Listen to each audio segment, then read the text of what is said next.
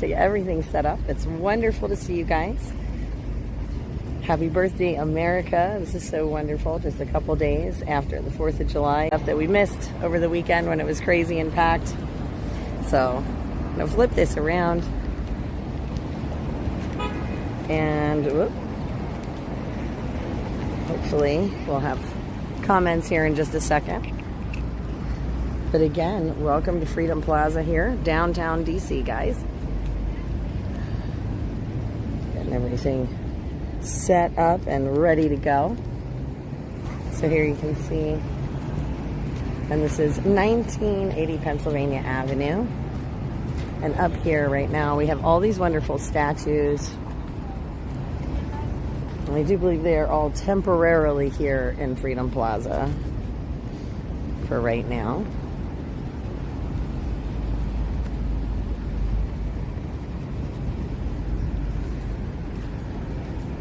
And we're just going to check it all out because I haven't really been up here, so. And we have Western Plaza, Pennsylvania Avenue. So that's what this plaque says here. It goes, Western Plaza consists of a large raised terrace in which part of L'Enfant's original 1791 plan for Washington, D.C. is rendered in black and white stone. At one end of the raised terrace is a pool. At the other is a shaded sitting area around a statue of General Pulaski. Inscribed on the upper terrace are historic quotations about Washington. Low walls separate the plaza from the surrounding traffic. 11 large urns rest on top of these walls and contain seasonal planting. The upper map terrace has a grass lawn where the mall occurs and inlaid bronze plans of the White House and the Capitol located at either end of Pennsylvania Avenue. The inlays illustrate L'Enfant's intention to have these two buildings balance each other and symbolize two main branches of government. The siting of the Treasury in the 19th century blocked the view of the White House and obscured this relationship. L'Enfant's plan of Washington combines two orders of scale. The giant order is the diagonal avenues that sometimes terminate in a building or a monument. This order characterizes the federal scale of the city. The minor order is the rectangular grid pattern of the local structure of the city. Western Plaza acknowledges both orders since it is shaped by the rectangular grid of the local scale and is an element within the giant order of Pennsylvania Avenue. So that's the explanation here of how the plaza is set up. And as you can see, those are those urn planters along the outside. We've got all these statues right now. Again, this one over here. And just wanted to show you guys some of these other things because there's a lot even here on the stone. And let's see if I can get that all in the screen for you guys. Ooh, maybe not that way. Hold on. Let's see. Oh, there you go. That should be most of it. It says, who does not feel that when President Washington laid his hand on the foundation of the first Capitol, he performed a great work of perpetuation of the Union and the Constitution. Daniel Webster, 1851. So there's some phenomenal stuff here. And this one here says, in Washington, there is no life apart from government and politics. It is our daily bread. It is the thread which runs through the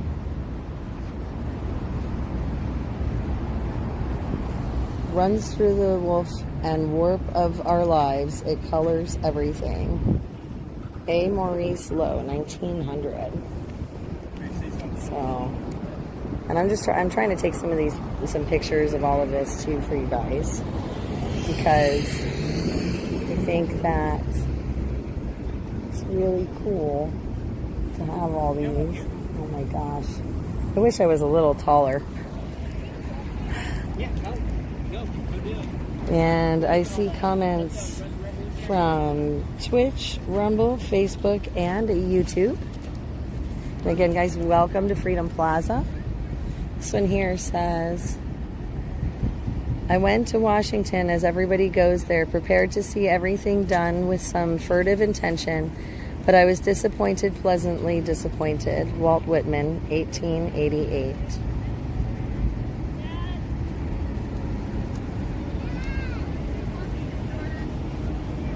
And then here, again, and the plaza is pretty, it's been pretty busy. People walking through, puppy dogs, strollers. It's a wonderful day here in DC.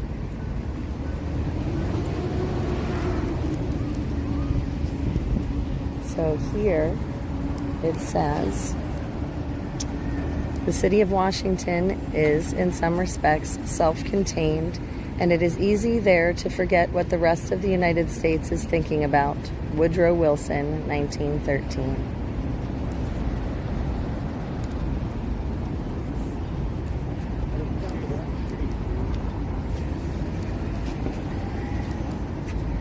And then here, this one says, there are two Washingtons, political Washington and the real Washington, made up of friends and neighbors. Benjamin M. Kelway, 1951.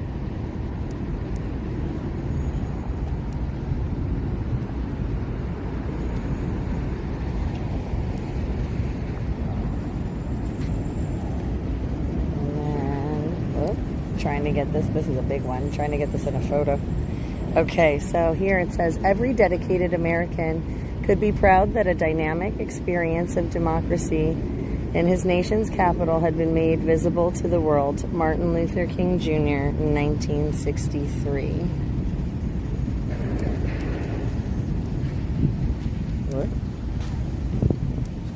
And then we have this one here. And this one says, Washington is the symbol of America. By its dignity and architectural inspiration, we encourage that elevation of thought and character which comes from great architecture. Herbert Hoover, 1929.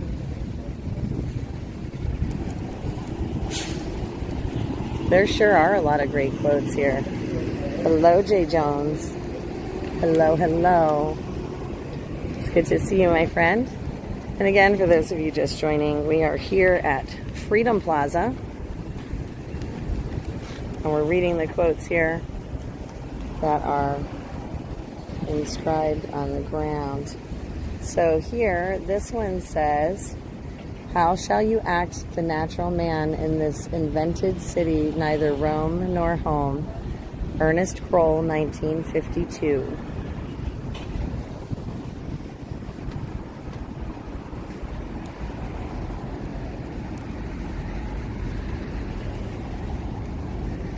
Oh man, let's see if I can get all this in one camera shot. Ooh. Okay, so this one here says, I am here now and have seen your people, your houses, your vessels on the big lake, and great many wonderful things far beyond my comprehension, which appear to have been made by the Great Spirit and placed in your hands. Charitarish, Pawnee, 1822.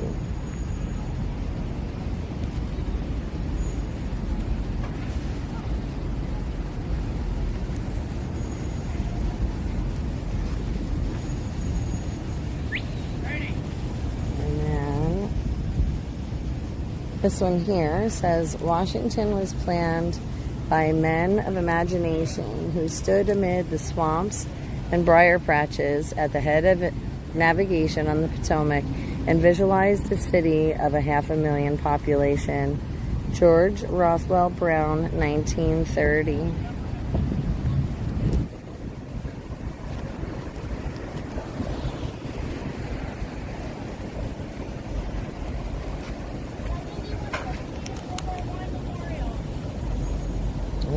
Okay, and then what the heck?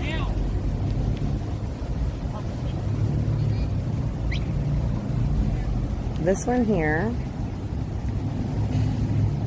says, all's quiet along the Potomac tonight, where the soldiers lie peacefully dreaming, their tents in the rays of the clear autumn moon, in the light of the watchfires are gleaming.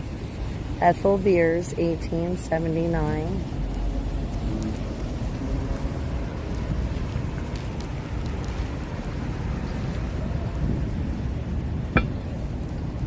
Yeah, this is really cool. Like I said, we're walking the outside. There's a lot to see here, so we're gonna walk the outside. This here is the District of Columbia seal, it looks like. And again, this is Freedom Plaza, and these statues, I believe, are temporary for the time being. I think they're getting moved into Patriot Park at some point. But they are temporarily here in Freedom Plaza. And there are some more quotes underneath some of those. We're not going to be able to read all of them because one of them's sitting on top of one, or two there. But check out this fountain. So we're just kind of, I'm eyeballing, I'm checking it all out. It's been a long time since I've walked over this way and really gone through the plaza, so I want you guys to be able to enjoy this.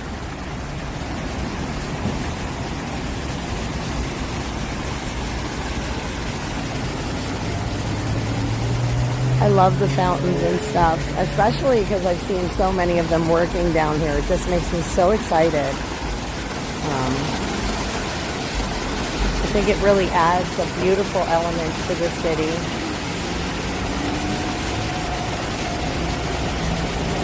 See how pretty that looks.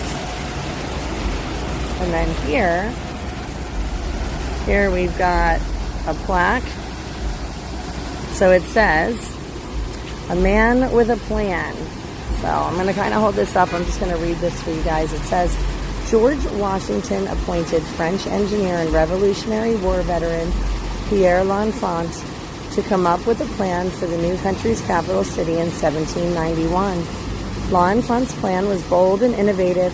He imagined broad avenues perfect for parades that created long sight lines between monuments.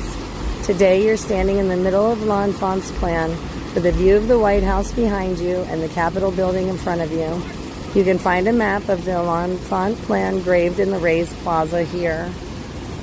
So right there in front, so as this says, you can see, and I'm just going to zoom, you guys can see the Capitol over there. And then, well, can't really see it right now, I guess. Well, maybe. No, I guess not really. But the idea is there at any rate. And now it does say Pierre Peter Charles L'Enfant was born in Paris, France, but came to America in 1777 to fight in the Revolutionary War. He spent the rest of his life in the new country he helped create. So I do think that's pretty cool. Again, this is Freedom Plaza. This is the outside of it. I'm going to walk back up and we're going to read some more of these quotes.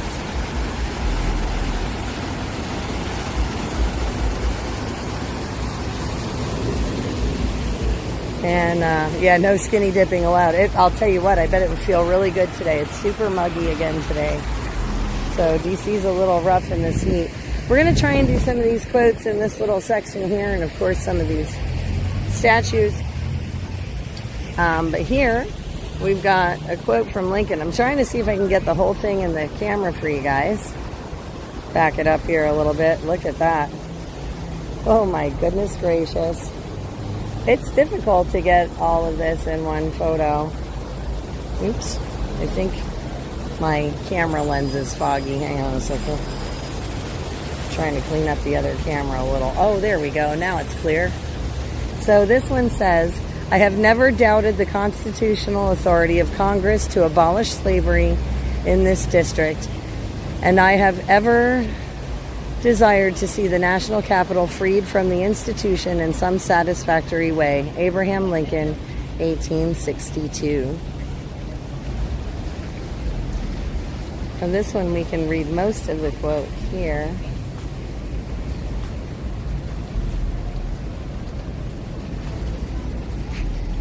And it says, "But taking it all in, and after all, Negro life in Washington is a promise rather than a fulfillment, but it is worthy of note for the really excellent things which are promised." And I think that's Paul Lawrence, I think is the full name for this one.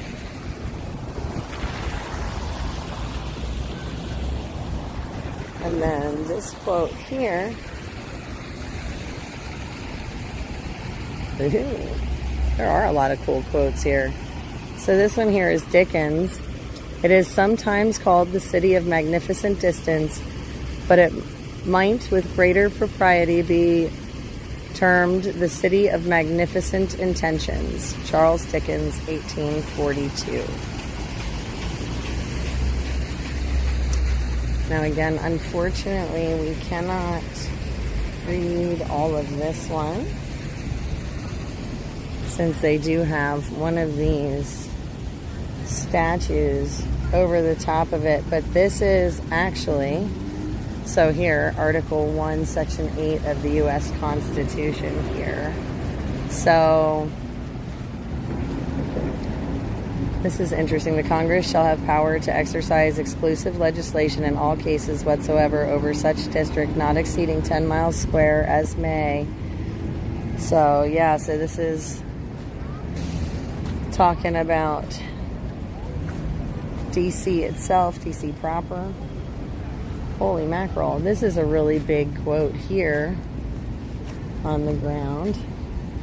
Again, we're going to try and do all the ones we can read. This is a really, really big one. Look at this. It's a big section there for a quote.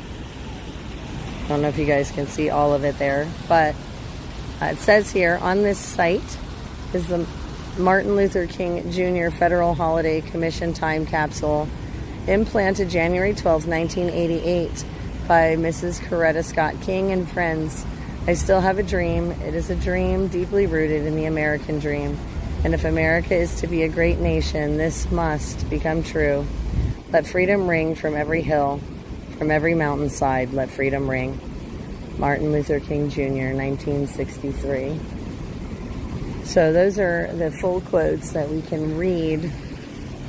And then we have these beautiful statues in here.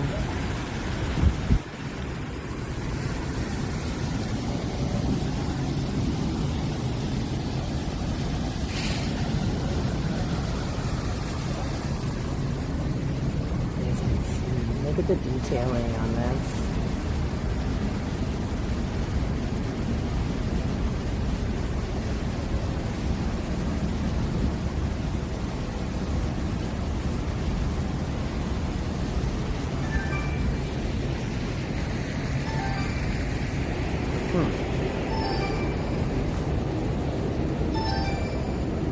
Sorry guys, forgot to turn the ringer off on that phone.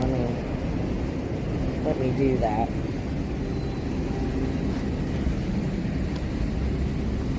So that's not going crazy today. And then there's this piece here, so you guys can see the whole thing.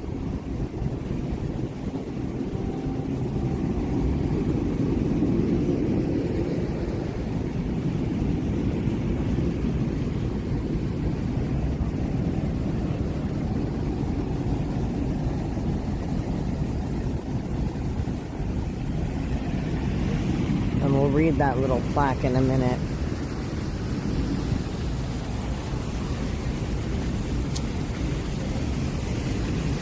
Because I want you guys to see these first. Some of you may know what these are, some of you may not. But we will read the plaque in a little bit. Just want you guys to get an appreciation though for what this is showing here.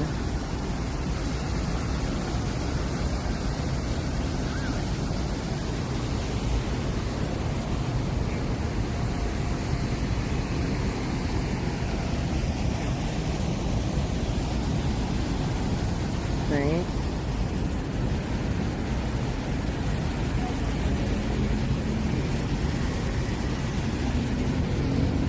So you guys can see all of those little pieces there. And this is the plaque. So some of you may or may not know, this is the prison ship martyrs. Okay? So that's what this is. And again, some of you may know that, some of you may not. But I'm going to read this for you guys so you understand what we were just looking at. And I'll do this so you guys can see some of those while I read. It says, the prison ship martyrs. This monument honors the memory of the prison ship martyrs, American patriots aboard British prison ships who endured unimaginable suffering and death. In the War of Independence, more than 200,000 Americans served in the Continental Army, and more than 100,000 in state and in local militias. Nearly 7,000 were killed in action. We commemorate the more than 11,500 Americans who perished aboard British ships in conditions of deprivation and disease. More Americans died on these prison ships than in all of the war's battles. Many prisoners willingly endured captivity rather than renounce the patriot cause. Their sacrifice remains one of the most unsung chapters of the American Revolution. So think about that for a second, guys. 11,500 Americans that were basically brutalized and murdered on ships. And all because they would not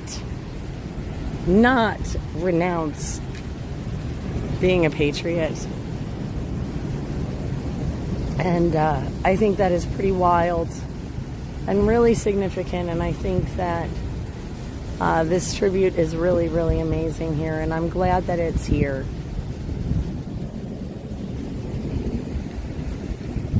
Over here, guys, we have this. It says, plan of the city.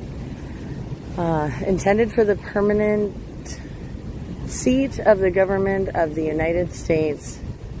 Projected agreeable to the direction of the President of the United States in pursuance of an act of Congress passed the 16th day of July, establishing the permanent seat on the bank of the Potomac by Peter Charles L'Enfant. So that's this big piece right here. And then the next thing we're going to do, we're going to walk up into there. We're going to check out all those other statues so you guys can see them too. Oh, you guys are very welcome. I hope you enjoy this quick walk through Freedom Plaza. Well, not so quick walk, but here you can see, remember we read that thing earlier. It explained that it kind of has the map of how DC was envisioned here in these tiles that we're walking on, which I think is really cool. So here, you know, canal through the creek. And this is all representations of, again, DC here.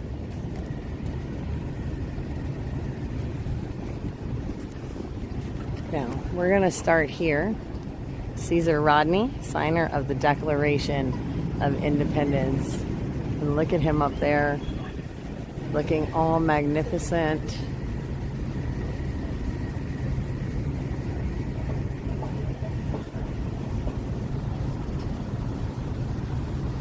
Such a great rendering. The detail on these statues is amazing. And it's very cool to be able to bring you guys here. Now, over here, see this guy here? So, that's him. And it says Jack Sisson. Born into slavery, Sisson volunteered to join a daring nighttime raid in Newport, Rhode Island to capture the British General Richard Prescott. Sisson steered the leading boat in the raid and broke down the British General's door. The raid succeeded without a shot fired. Sisson later joined the 1st Rhode Island Regiment, which included black, white, and American Indian soldiers. He fought in the battles of Rhode Island and Yorktown. After the war, he returned to Plymouth, Massachusetts. That's that guy there holding that lantern. And here's the the plaque there that we just read.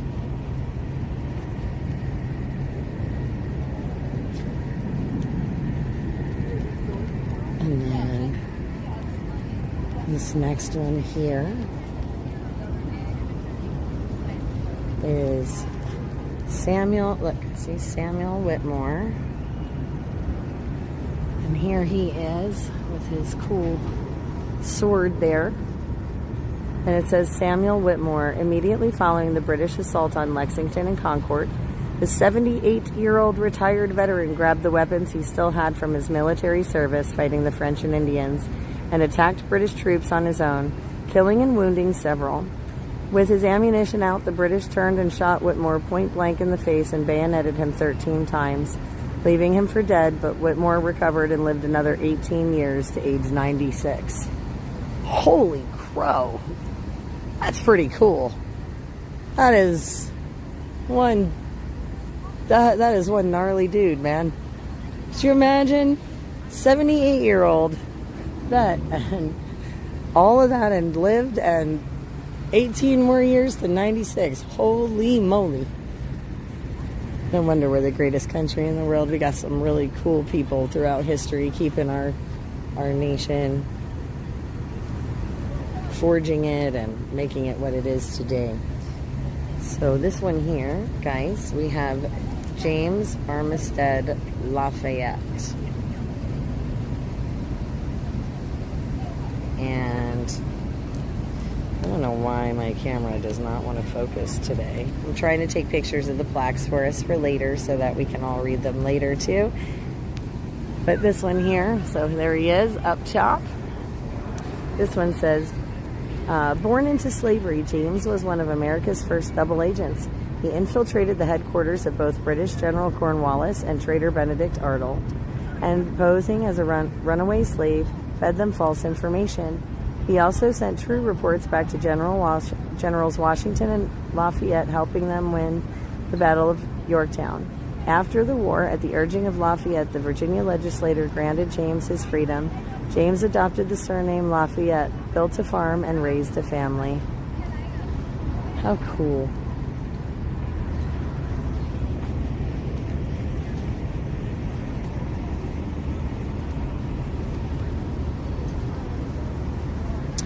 Now here, this one is John Peter Gabriel Muhlenberg. And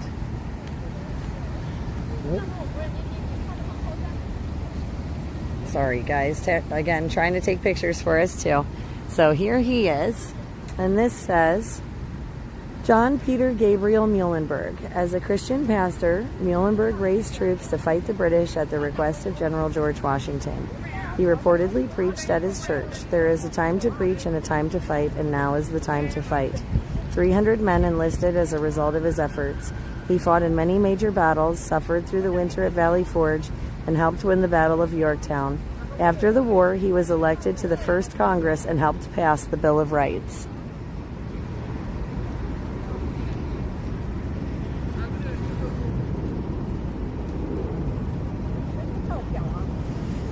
Over here,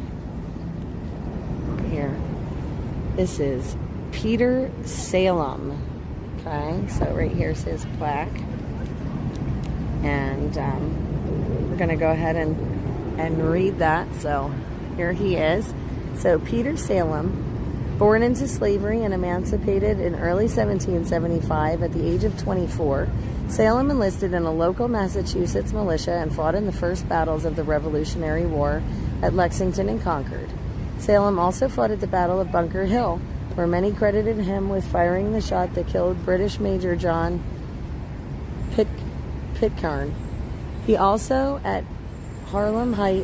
fought at Harlem Heights, Trenton, Saratoga, Monmouth, and Stony Point.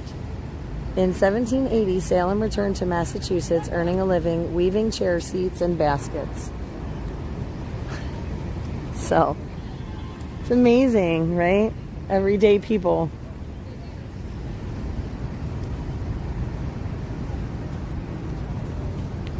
And here This guy here, he's reading a book. Look at him. So this fella here, guys.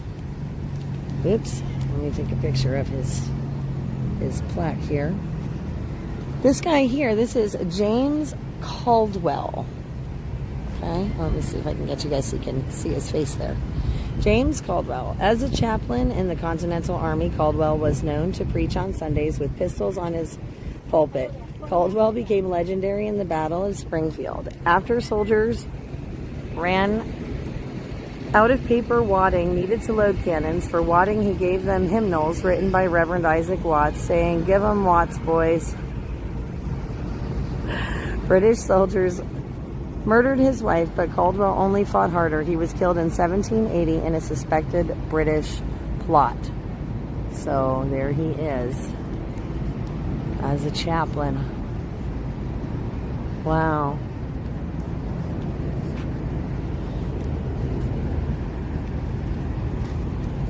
So this here is really pretty. I don't know if you can see the top of that sword there. But this one, this is the Spirit of Liberty. Wait, they're taking the video.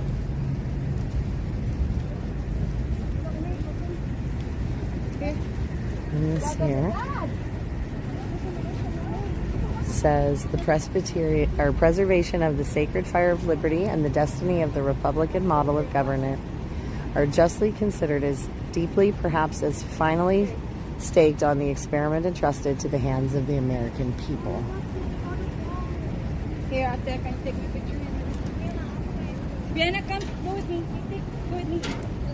Let's see some of this beautiful work here. Look at her shield. How cool. How cool is she? And then this one here. How beautiful.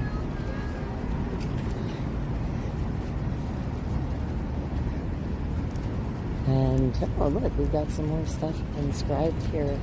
Another quote. So let's turn around. Let's read this one quick. And it says, oh my gosh, let's see, can I show you guys the whole thing? All right, there it is. Washington, enormous spaces, hundreds of miles of asphalt, a charming climate, and the most entertaining society in America. Henry James, 1882. Now, we're going to walk over here to this statue really quick, because I want to show you this one since we're partway over, and then we'll go back into the other half. We also have, oh my gosh, we have some more quotes over here. So let's read these.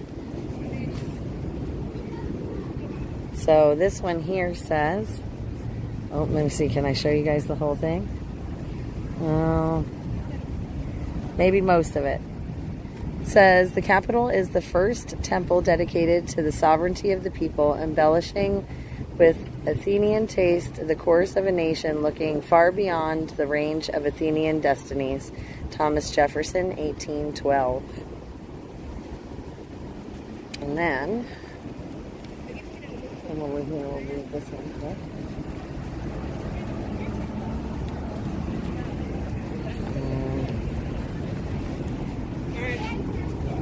Holy bananas. I can't even see. It's so bright. I can't even see on the camera to see what you guys can actually see and what you can't. So here's another quote. I'm going to read this one as well. It says, if Washington should ever grow to be a great city, the outlook from the Capitol will be unsurpassed in the world. Now at sunset, I seem to look westward far into the heart of the continent from this commanding position. Ralph Waldo Emerson, 1848. And again, we're going to walk over here. I'm going to show you this statue, then we'll go back. We'll do the other half of those guys. And then we'll meander a little more around the city here. But,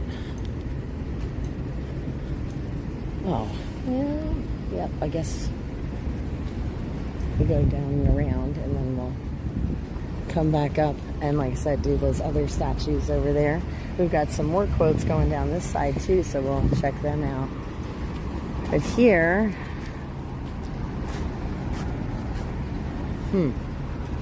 let's see.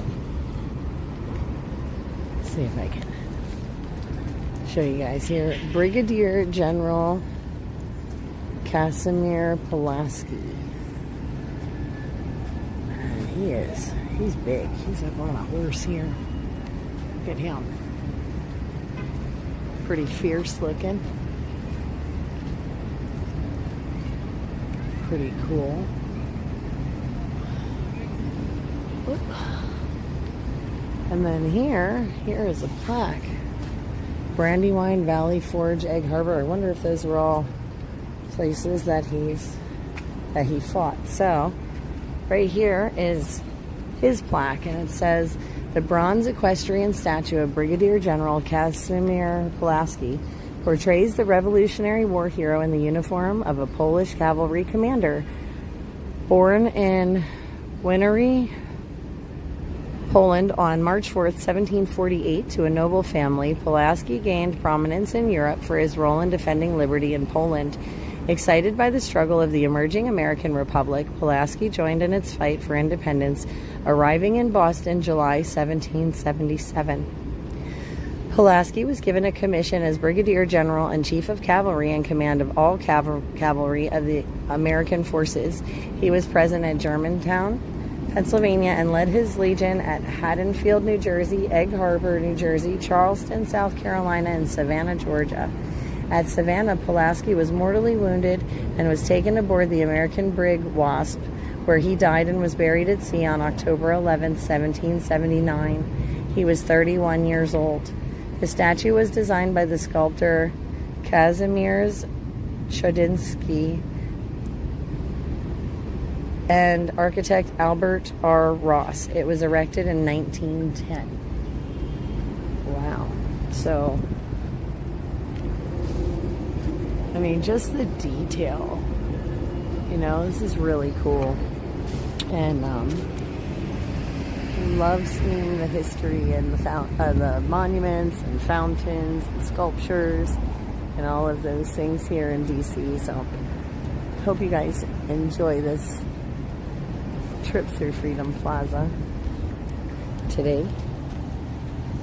They were tougher than nails, that's right.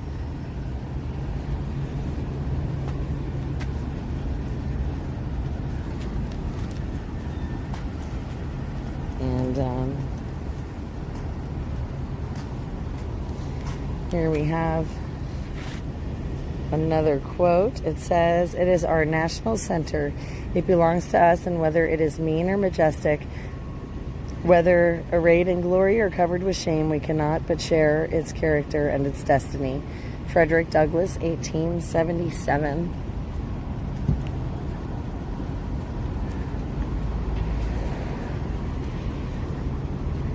And then this one says, "The capital of the great republic gathered its people from the four winds of heaven, and so the manners, the faces, and the fashions there presented a variety that was infinite." Mark Twain, 1874.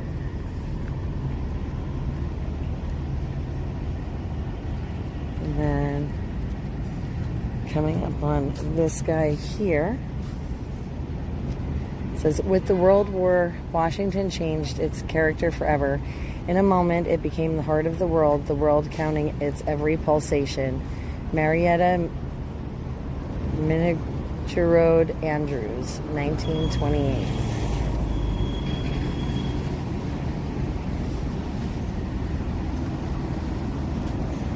And then there's this one here that says, "A century hence, if this country keeps united, it will produce a city, though not so large as London, yet of magnitude inferior to few others in Europe." George Washington, 1789.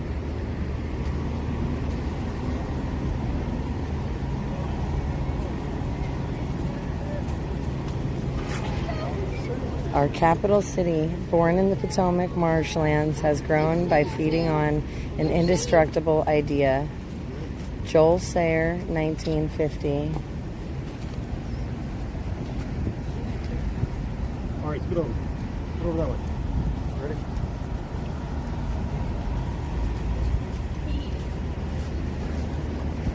Here it says, no nation had ever before the opportunity offered them of deliberately deciding on the spot where their capital city should be fixed. Pierre Charles L'Enfant, 1789. Okay, let's read the quotes and then we'll come back up through it. Okay, and then here it says, whatever we are looking for, we come to Washington in millions to stand in silence and try to find it. Bruce Catton, 1959. Ooh, is it warm out here? The Great Seal of the United States. So here we have the seals. On the ground there, there's one. There's this one.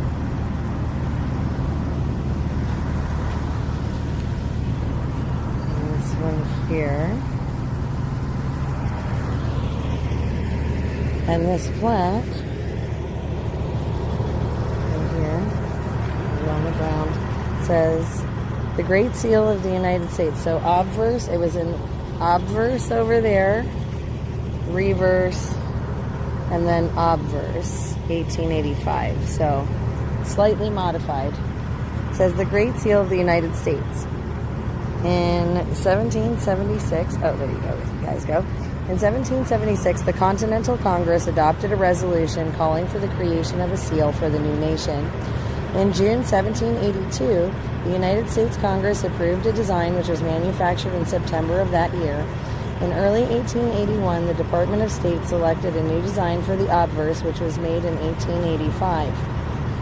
2,000 to 3,000 times a year, the seal is used on treaties and other international agreements, proclamations, and commissions of ambassadors, foreign service officers, and all other civil officers appointed by the President. In addition, we see the seal designed every day on the back of the $1 bill.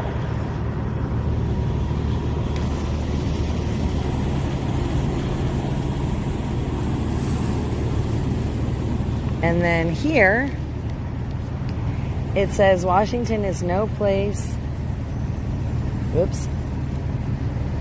Washington is no place in which to carry out inventions. Alexander Graham Bell, 1887.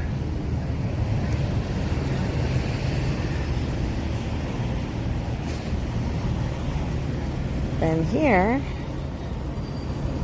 we have another one that says, what you want is to have a city which everyone who comes from Maine, Texas, Florida, Arkansas, or Oregon can admire as being something finer and more beautiful than he had ever dreamed of before. James Bryce, 1913. I'm so glad you guys are enjoying this tour here. This is Freedom Plaza, for those of you that are joining. And then this here says, may the spirit which animated the great founder of this city descend to future generations. John Adams, 1800. Oh, that breeze feels amazing right now, guys. You have no idea. Here, we have another one. And this quote says here, the sum of all known reverence I add up in you, whoever you are, the president is there in the White House for you. It is not you who are here for him. Walt Whitman, 1855. So, again, that's another one of those. And then we got 3 more, it looks like, coming down this way. Okay, so this one here says, never till the Capitol had cost the life of the beautiful and the brave of our land did it become the heart of the American citizen of the 19th century, the object of personal love that was to George Washington. Mary Clemmer Ames, 1874.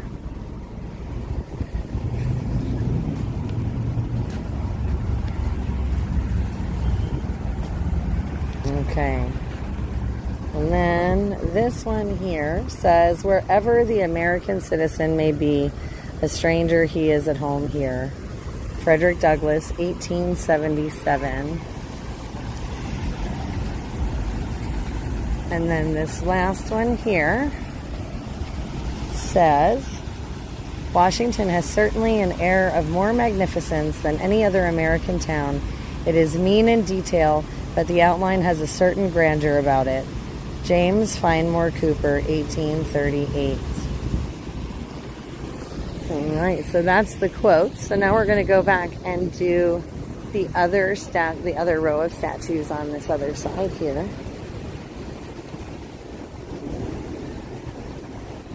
And we're going to read all about these guys right here, going down this row.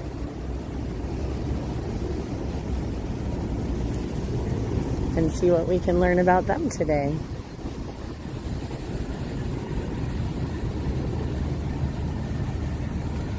So, this guy here, this is Simon Knowles. So this is his plaque.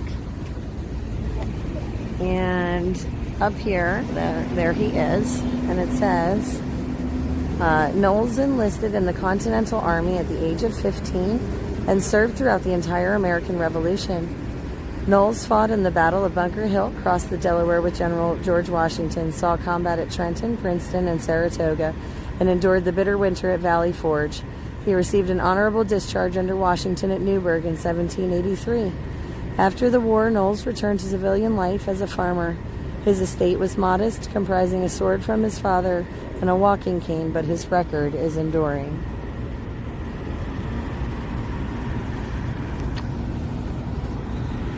And then we're coming over here to this guy. And this here, this is Salem Poor is this guy. Hang on a second, guys. I gotta switch hands here. Okay, there we go. So there he is up there, fist in the sky. Salem Poor, born enslaved, Poor purchased his freedom before the war. He is remembered for his heroism at the Battle of Bunker Hill, which was so exceptional that 14 officers signed a petition requesting that Congress grant Salem an award for his actions, stating that he, an enlisted man, behaved like an experienced officer and a brave and gallant soldier. Poor later fought at White Plains, Saratoga, and Monmouth, and endured the winter at Valley Forge. Poor resided in Boston after the war. So, there he is, guys. Again, in his entirety there. And then over here, this guy here, holding his parchment. Right there. So, whoops, taking a picture of the plaque, guys. So this is, I don't even know if that one came out right. I'm so sorry. All right, so this is Joseph Warren. There he is, up there. Joseph Warren, a Boston physician and patriot leader. Warren sent Paul Revere on his famous midnight ride to warn of advancing British troops. In June 1775, Congress commissioned him a major general. But upon arriving at the Battle of Bunker Hill, Warren refused to outrank the officers already in command. He instead chose to fight as a private in the ranks. He fought heroically, but was shot and killed by British soldiers, becoming one of the first martyrs of the American Revolution.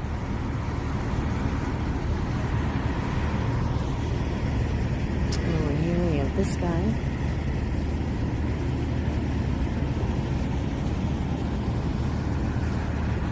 Oops.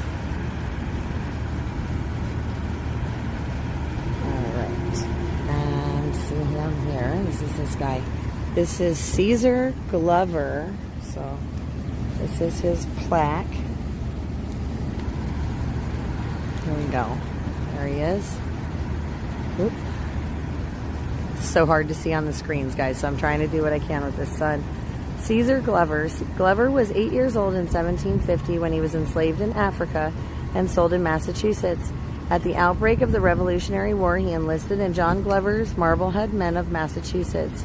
He participated in the unit's heroic actions, including the miraculous rescue of General George Washington's army from Brooklyn Heights, and in moving the Continental Army across the icy Delaware on Christmas Day.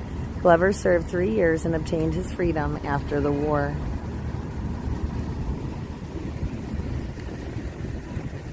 And we've got this guy here. He looks pretty cool. Oh boy, I don't know if I'm going to be able to pronounce his name correctly, but we'll give it a go here. So this is Naphtali Daggett. I think that's how you pronounce his name. I'm not sure, but I hope so.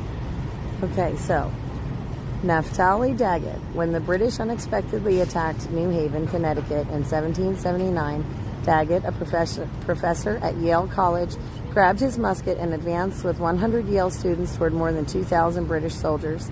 They fired on the British, delaying them until New Haven residents escaped to safety.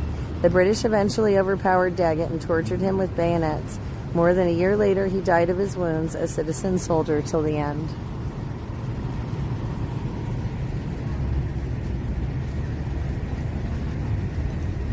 And then this is the last statue over here in all of these. And this is this gentleman's plaque here. So, this gentleman up here, this is Jude Hall. Hall escaped from slavery and joined the 3rd New Hampshire Regiment in May 1775. He fought at the Battle of Bunker Hill, where he was thrown headlong after a cannonball struck the ground near him. He fought at Ticonderoga, Trenton, Hubbardton, Saratoga, and Monmouth. At Monmouth, he earned the nickname Old Rock for his strength and heroism. Hall served until peace was secured in 1783. So that is all of these statues here, Freedom Plaza. And just absolutely gorgeous here in the middle of the town. And breadth of the streets. Every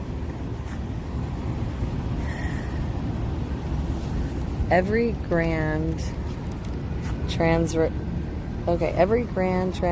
avenue and every principal divergent are one, such as the communication from the President's house to the Congress House, and are 160 feet in breadth and thus divided. 10 feet of pavement on each side, 20 foot. 30 feet of gravel walk planted with trees on each side, 60. 80 feet in the middle for carriageway, 80, so 160 feet. The other streets are of the following dimensions. Those leading to public buildings or markets, 130 feet. Others, 110 and 90. In order to execute the above plan, Mr. Ellicott drew a true meridional line by celestial observation, which passes through the area intended for the Congress House. This line he crossed by another due east and west, which passes through the same area. These lines were accurately measured and made the basis on which the whole plan was executed. He ran the lines by a transit instrument and determined the acute angles by actual measurement and left nothing to the uncertainty of the compass. Let's see what we're standing on here. There's more stuff here. References. The equestrian figure of George Washington, a monument voted in 1783 by the Continental Congress. The historic column, also intended for a mile or itinerary column from whose station a mile from the Federal House, all distances of places through the continent are to be calculated.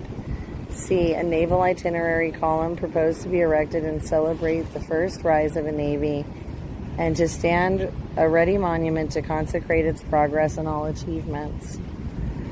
D. This church is intended for national purposes such as public prayer, thanksgivings, funeral orations, and assigned to the special use of no particular sect or denomination, but equally open to all. It will be likewise a proper shelter for such monuments as were voted by the late Continental Congress for those heroes who fell in the cause of liberty, and for such others as may hereafter be decreed by the voice of a grateful nation. E. 5 grand fountains intended with a constant spout of water. N.B. There are within the limits of the city above 25 good springs of excellent water abundantly supplied in the driest season of the year. F. Grand cascade formed of the water from the sources of the Tiber. G. Public walk being a square of 1,200 feet through which carriages may ascend to the upper square of the Federal House. Interesting. So again, Freedom Plaza, and this tile here represents sort of the layout of DC. We have all of these, again, statues and things here right now temporarily. Pretty cool to be able to read through all of those. Oh, guys, I'm glad you're enjoying this small side trip here. The next thing I think we're going to do is walk over towards the Smithsonian Castle. I don't know if I'll be able to bring you guys in or not. I kind of hope so. But we're going to walk some of the streets. I'm just going to take a minute, though, and situate my bag and cameras and things. And then we'll get underway.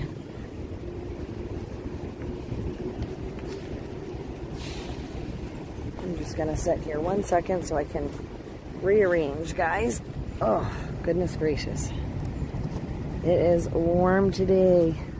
They are calling for storms today. Hopefully they hold off until a little later.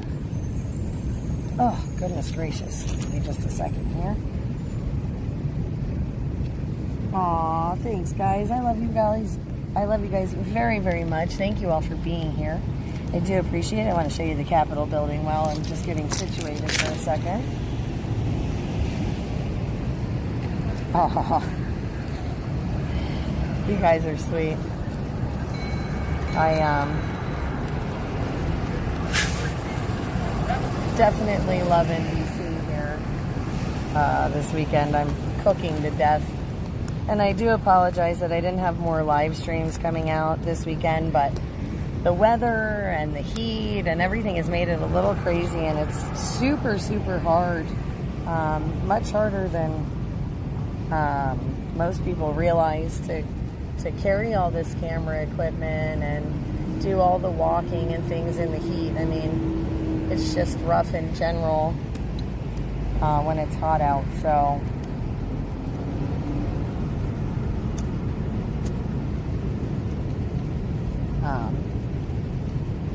it just adds a whole other dimension to downtown here. Oh, and if I remember correctly, I could probably just cut through those buildings and head down that way to go towards the castle. Because I don't really remember which streets are open for what right now off the top of my head, but we're gonna meander, I think.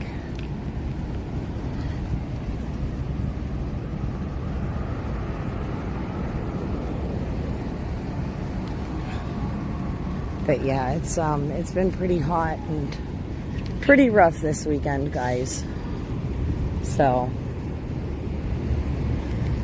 I appreciate you sticking it out with us, though.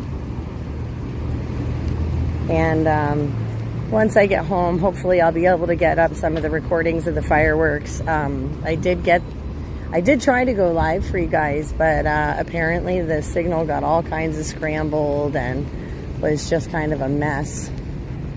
So we're going to try and get a lot of that footage, of course, a lot of the photos up. We've taken a ton of photos from this weekend.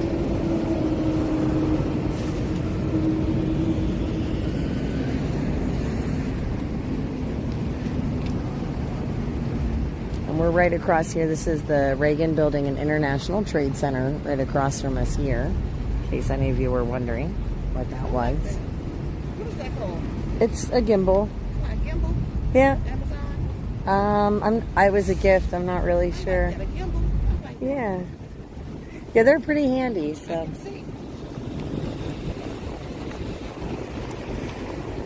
But yeah, so here's the International Trade Center, Reagan Building. Again, Capitol down the street.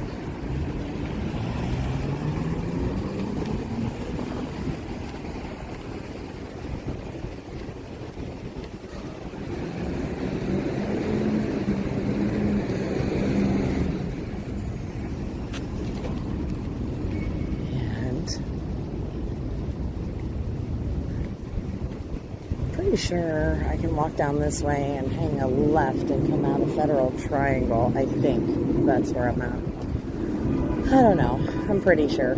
I walked enough of this the other day that my legs kind of have memory of it.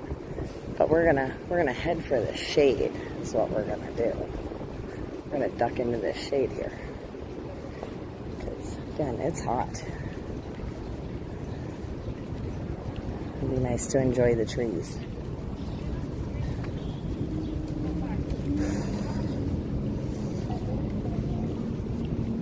Hi, Glory Bee.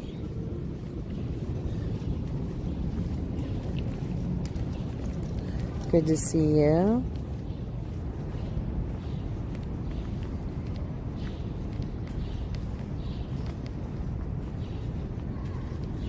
Cool. Cool. Yeah, I wanted to take them inside the castle today. I figured we'd do Freedom Plaza today and the castle, and I wanted to go back and see Pennsylvania's booth in the fair.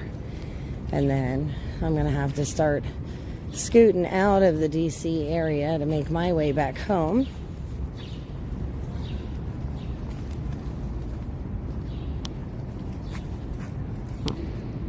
Come on, camera. There we go. And then the National Children's Museum here.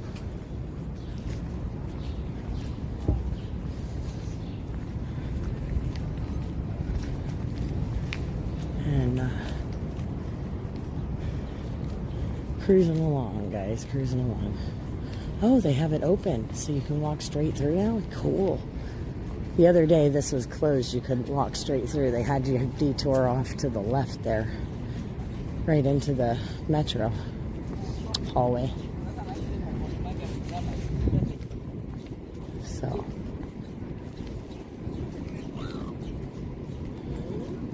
this is Federal Triangle, guys. So there's all kinds of cool sculptures and things here. You know, artwork, which I always think is cool.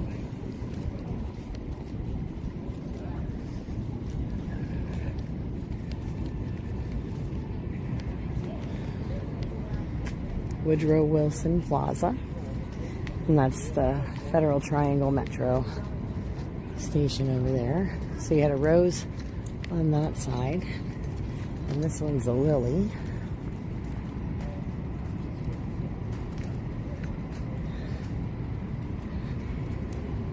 See, how pretty is that? Just looks beautiful sitting there.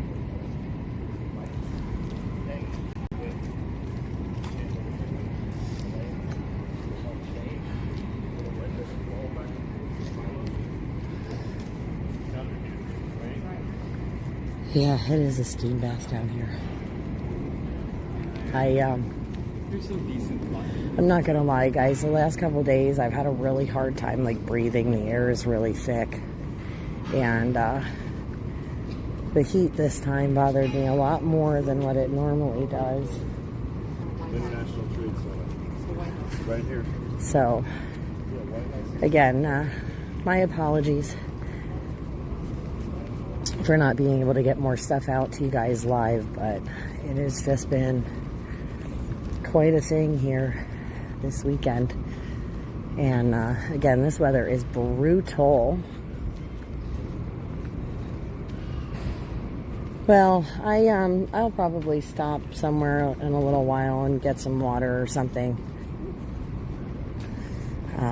because it is very, very warm. It's not as hot as the last couple of days, thankfully, but it's still toasty. And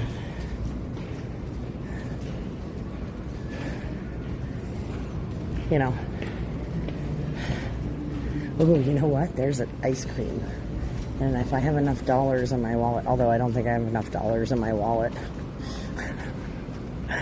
Maybe I'll get an ice cream. It's hot.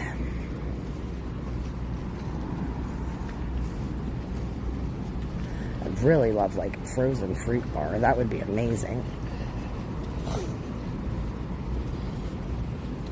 I didn't think it was just me. I mean, it's hard to breathe down here. The last couple of days, I don't know. It has been rough, for sure, for sure.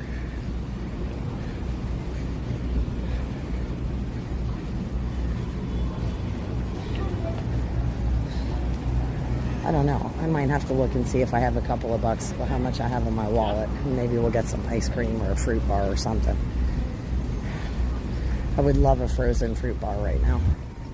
So I think that's exactly what's going to happen. Before we're going to stand right here in the shade. I'm going to show you guys all the amazing food trucks with cold stuffs. And I'm going to try and see if I can't get something cool. Just because it's hot out here. And my throat, I'm sure you guys can hear, is a little scratchy, so. Whew. Yeah, I just need to see if I have any cash in my wallet first, because I don't know how much cash I actually have left on me. So, trying to see here. I think I have $4 in actual bills, guys. Well, we might have to bite the bullet and use plastic. I don't want to, but I highly doubt I'm going to find an ice cream for less than $4. So, hopefully they take cards. I'm sure they do. In this town, they have to. I would assume they'd have to. Whew.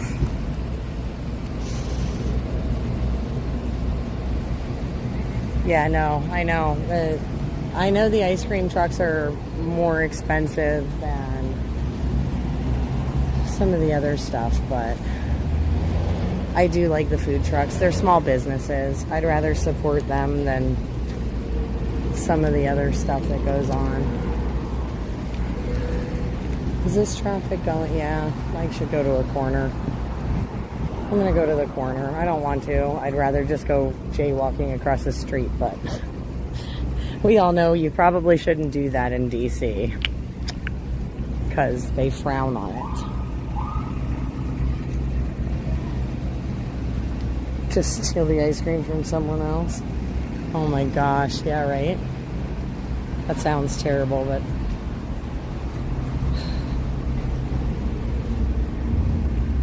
oh, I need something cold. And I'm trying, and I'm really trying not to like walk super fast, guys, because I don't want to like get overheated and drop on you. So we're just gonna take a nice leisurely walk. Terrible but true. Oh man.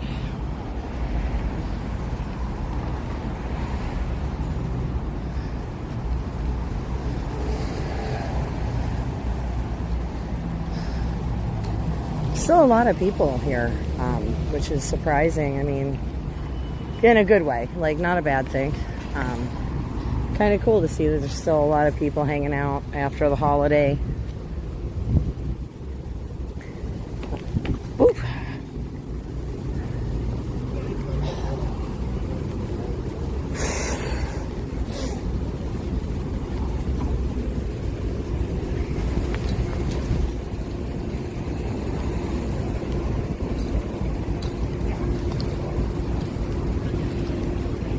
Scooting across the street here. Okay.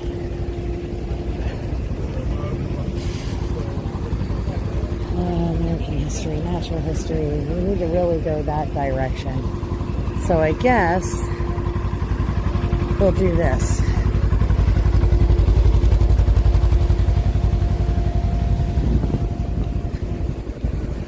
Over this way.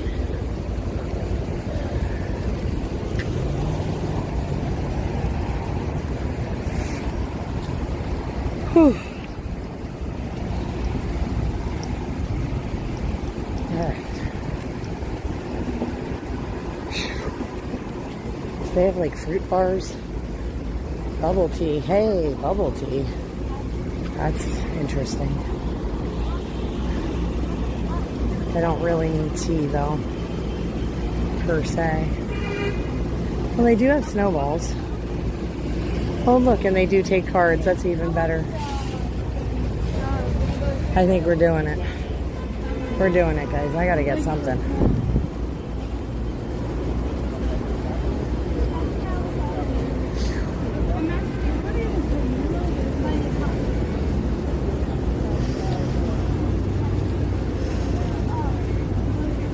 Ooh, is it hot?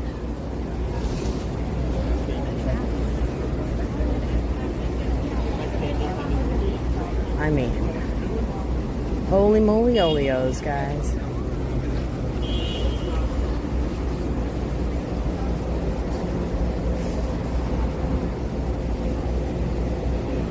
Oh, they have smoothies too. Look at that. Maybe I'll do a pineapple smoothie. That sounds amazing.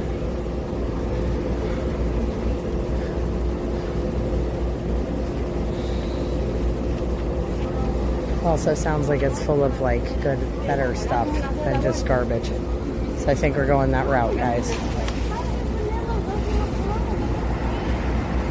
Yeah, I mean, I'm like, so I'm going to flip this around. We haven't been walking a whole lot, and I'm already starting to sweat bullets. Like, it is pretty rough out here today, guys.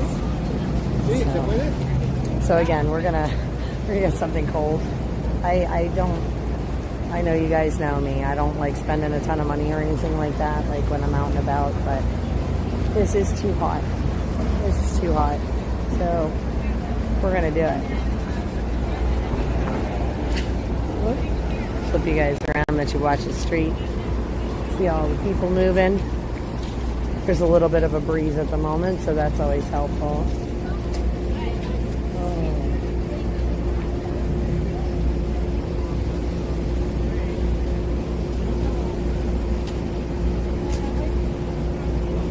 Oh, do they have peach? I don't know if I want pineapple or peach, or maybe both. Yeah, they do have peach. Let's see, maybe I can get a combo.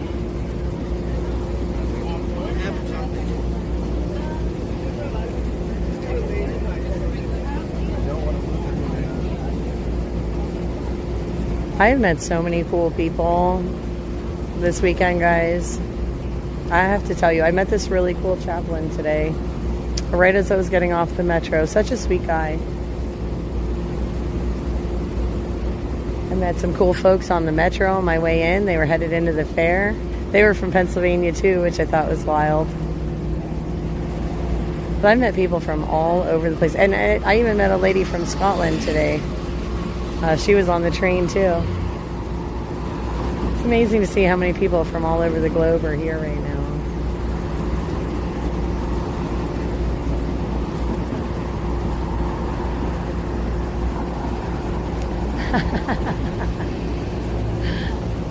There's this, I gotta show you guys. Look. I like big trucks and I cannot lie.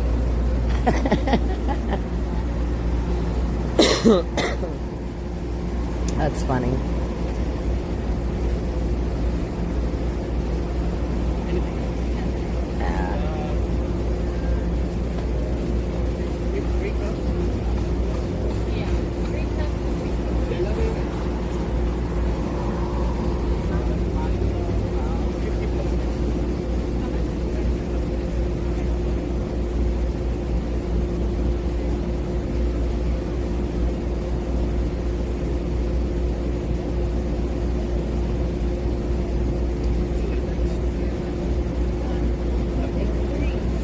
Question, how much are your smoothies?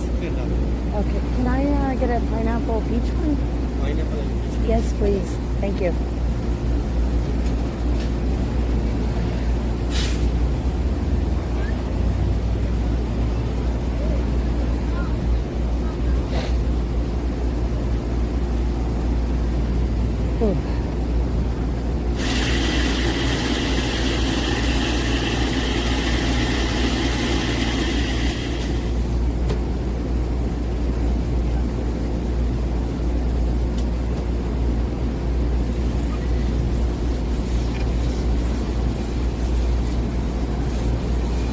I appreciate these guys in the truck so much.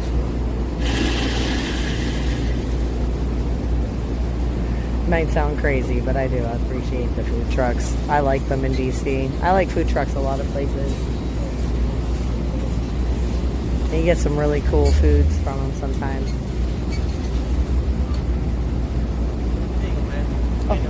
Anything else? No, that's it. Here, I'll give you this first and then trade for that. Thank you so much.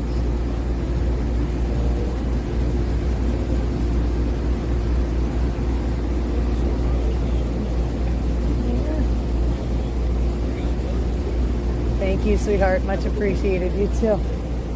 Oh, doesn't this look delicious? Pineapple peach, guys. All right.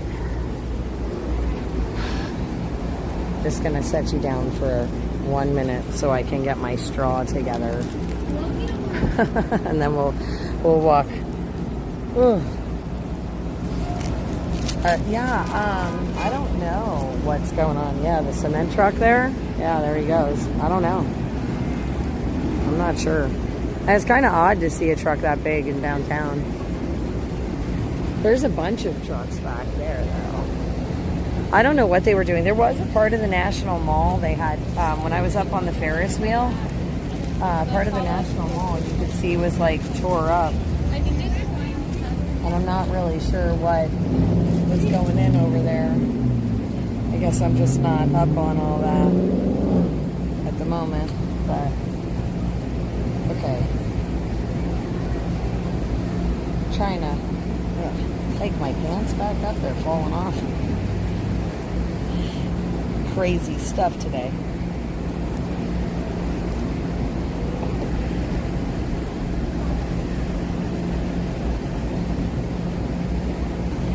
Oh.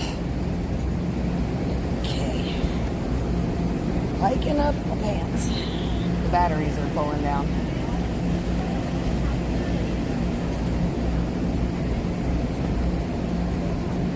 What's the matter? Cement.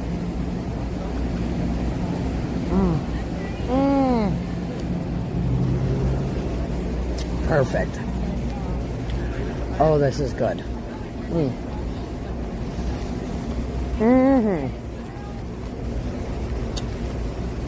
Cold and icy and fruity. I am happy. It almost hit, it's just not a frozen juice bar, but this is awesome.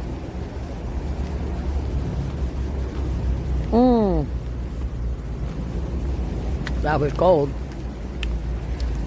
All right, we're going to start making our way down towards the Smithsonian Castle. Oh, wait. Oh, yeah, no, that street was blocked off. I can't get over there, so I guess we'll go this way because I'm pretty sure it's open down this way. Hey, everybody.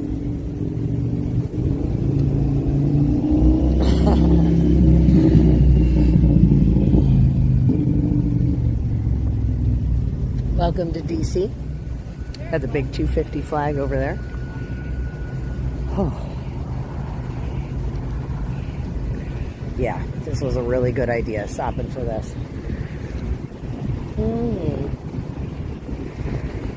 We got a nice little breeze right now. Springdale Preparatory School. Interesting.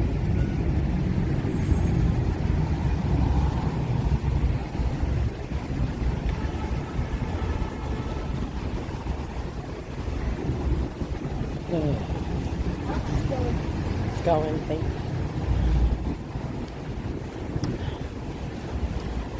Again, just a wonderful. Oh, look at this. See that statue over there? Or sculpture? No, it's weird. It's not like that.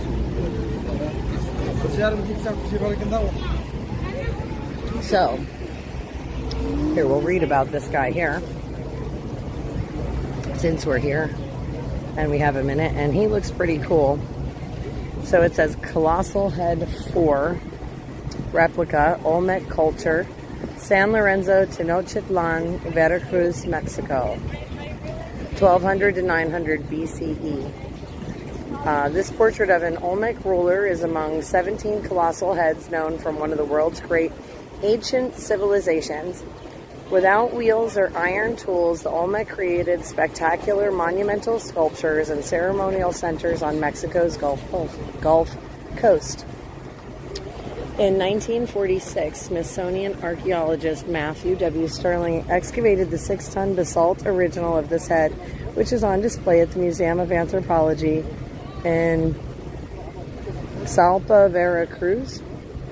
And it says the replica was carved from welded volcanic ash by Ignacio Perez Solano and presented to the Smithsonian by the government of the state of Veracruz, Mexico, and the Washington Center for Internships and Academic Seminars, October 2001.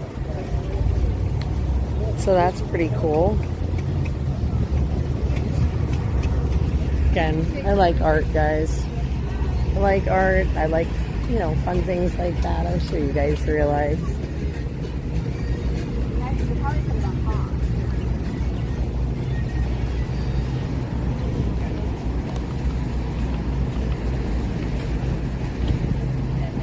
Again, it's not just nice to see so many people here in DC enjoying the museums, enjoying the city. America's birthday, 250 years. Can you believe that, guys? What amazing, amazing moment in history.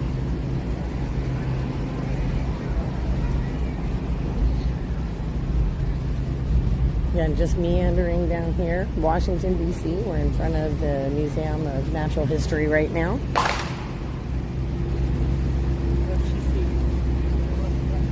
Got all kinds of merch going on over here. Nice little pop-up store.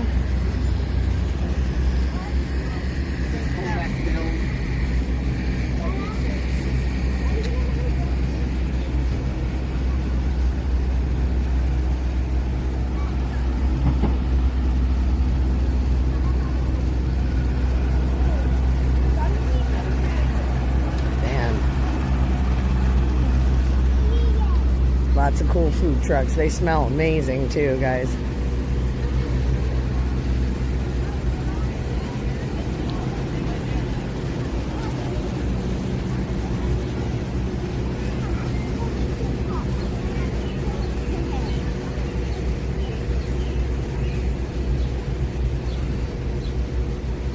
Yeah, I'm happy the weather cooled down some too. Because if it was still as hot as it was like yesterday or the day before, I probably wouldn't be out today. Like I was explaining earlier, I've just had, this weekend has been really rough on me with this heat. And I'll tell you guys, I mean, I'm not, I don't generally have a lot of issues when it comes to the heat and stuff, but this weekend was brutal, and in so many ways. I think we are going to sit a minute though, just because, again, I'm having a hard time breathing a little bit down here. It is, the air is very thick, and whew, it's hot, the air is thick, and it just makes for an interesting time trying to get around down here in the city. Oh yeah, no, you're right, Hala. They definitely aren't as cool as my kitchen was. I'll tell you what, I was looking back through some of the old videos and seeing some of the old pictures, like, of the kitchen and whatnot, and man, I miss those days. Like, that was a lot of fun. Just gonna set you guys there to people watch while I take a, like I said, while I take a quick break here, because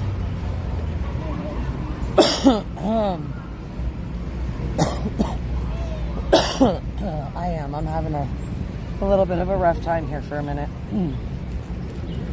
So we're taking it easy today, guys. We're just taking a leisurely night. Yeah, I mean, I know, like, so this weekend, I think, in front of me, I think I've seen at least 5 or 6 people drop right in front of me. or next to me or somewhere like literally within like 5 feet of where I was standing.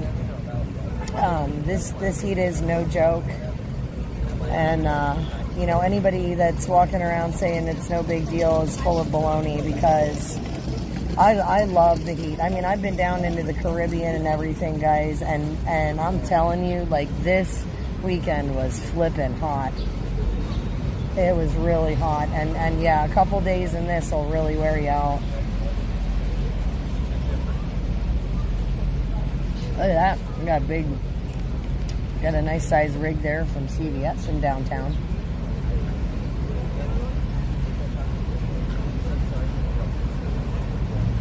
Getting some of the more unusual sights here in DC.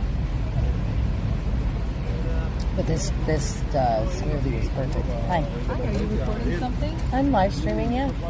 Do you mind if I interrupt real quick? My name's Kate. I'm from Celebrate America. Oh, hi. Hi.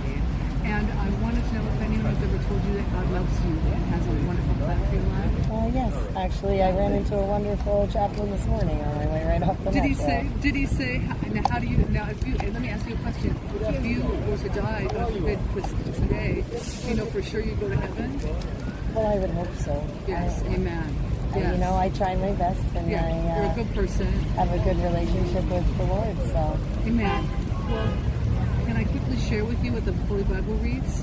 It reads, for all of sin and comes short of the glory of God, and the wages of sin is death, but the gift of God, as you know, is eternal life through Jesus Christ our Lord. Mm-hmm. And the Bible also reads, whosoever shall call upon the name of the Lord shall be saved. And you're a whosoever, right? What was that? You're a whosoever, right? Yeah. We all are. I'm a whosoever. So I'm going to say a quick prayer for you. Lord, bless. What is your name? Cherise. Cherise. I'm Kate. Hi. Oh, hi. Lord, bless Cherise and her family with long, healthy lives. Jesus, make yourself real to Cherise. Do a quick work in her heart. Cherise has not received Jesus as our Lord and Savior. I pray she will do so now. Cherise, if you'd like to receive the gift God has for you today, say this with me with your heart and your lips out loud. Dear Lord Jesus, come into my heart. Dear Lord Jesus, come into my heart. Forgive me of my sin. Forgive me of my sin. Wash me and cleanse me. Wash me and cleanse me. Set me free. Set me free. Yeah, Jesus, thank you that you died for me. Jesus, thank you that you died for me. I believe you're risen from the dead. I believe you are risen from the dead, And that you're coming back again for me. and that you're coming back again for me. Fill me with the Holy Spirit Fill me with the Holy Spirit and your passion for the lost. and your passion for the lost. Hunger for the things of God. Hunger for the things of God. Holy boldness to preach the gospel of Jesus Christ. Holy boldness. To Holy preach the boldness to preach the gospel gospel of Jesus of Christ. Jesus Christ. I'm saved. I'm saved. I'm born again. I'm born again. I'm forgiven. I'm forgiven. And I'm on my way to heaven. And I am on my way to heaven. Because I have Jesus in my heart. Because I have Jesus in my heart. As a minister of the gospel of Jesus, I tell you that all your sins are forgiven, Cherise. You're washed clean. He did that for you. Always remember to run to God and not from Him, because He loves you and has a great plan for your life. I do believe I met a gentleman from your group earlier when I got off the metro. Hallelujah. Yeah. Woo. Did he give you a card? Did he give you one of his No, free but gifts? I did take a picture with him. Oh, and, nice. Hallelujah. That Yes, was cool of you. and we exchanged some information so I can get in touch. Okay, Yeah. awesome. So I won't ask you, I don't know how that works actually, because we're not from this area, but... Well, I gave him my email. Okay, so Yeah, Cherise. so... This you can have this if you want. This is free books if you want. You hang on to that first, because like I said, I know the gentleman was with your This is group. a three-year scholarship to a university at Tampa. You can just Oh. take the card. You can- Okay, well, that's interesting. The pastor is giving away. He has been doing that. Like it's thousands of dollars a year. He scholarships everybody. Free 3-year scholarship in Tampa. It's down in Tampa. Okay. But they have everything. They have a culinary school degree. So it's an accredited university. Nice. Culinary, government, Bible school, worship, like music, Right. mechanics, forgetting a couple. And I think they've recently paired with like a big university like Southeastern, so they can do like sharing of degrees. I don't quite Okay. know. No, But that's actually, that sounds pretty this cool. dude, Dr. Rodney, if you look up Rodney Howard Brown on YouTube, Okay. his YouTube, those are free books if you want to. Okay. His YouTube on, went to jail in 2020 to keep his church open. Okay. He's from South Africa. He's a white guy from South Africa. He came Yeah. to go over with a church here was lame, you know, they were struggling like 34 years ago. So he came with his family, and there's a really great story about him. But he went to jail to keep the church open and make it essential. He's like, this is not the Constitution. And they've had a service, a live service every night since they understand. So they're at like 2,500. They're at the number like 2,500 of their services. Oh, wow. And so you can watch it in the evening if you want. I don't know when it starts. I think it's like 7:30. Yeah, I'll have to check that out. It's when I Sunday get a minute. morning, 7:30, or no, it's 9:30 till, and they have it's kind of like you can watch it in the church. You look so light and bright and breezy. Oh. You look like the Holy Spirit's sitting on you. Sharice, I'm so happy. I'm happy for you. I'm happy for you. I'm happy the Lord loves us so much. Yes, I Amen. am too. It's a wonderful day. Yes, it is. And Hallelujah. if you wake up and be grateful every day, you'll Amen. have That's blessings every moment of the Yes, day. that is such the secret. Thank you for reminding me.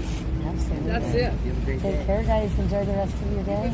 God bless. Travel safe. Pleasure. Oh, cool, guys. I bet you they're with the same group. I'm telling you, they're with the same group as the pastor. Isn't this awesome? Yeah, I love the street evangelists. I'm not gonna lie. They really help. Like, you know, this is a really crazy weekend. Look at how cute that family looks. Oh my gosh, they look so adorable walking down the street, all coordinated. Hang on, I'm gonna take a picture of them because that's a really cute set of outfits. They look amazing.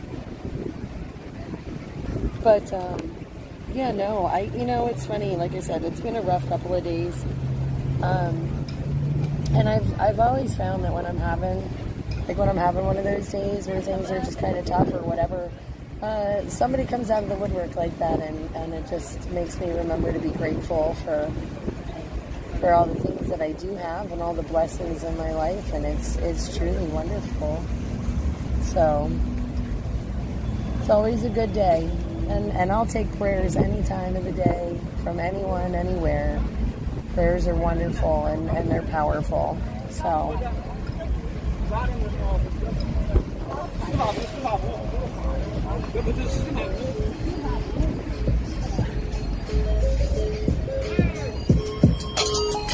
Guys jamming, I love it. Welcome to DC, man. Love it. He's a one-man party over there. Oh, goodness. Yeah, this was a nice little break. And look, guys, just so you can see, I am really working on this thing. I absolutely needed the hydration. And the juice in this is very helpful right now. But I was starting to get really, really, really hot, so I needed to. Oh, I'm good. I just spoke to another lady just a minute ago. Oh, Yeah. did she pray with you? Yes, she did. Oh, I'm so glad. I'm Matt. What's your name? My name's Sharice. Good to meet you.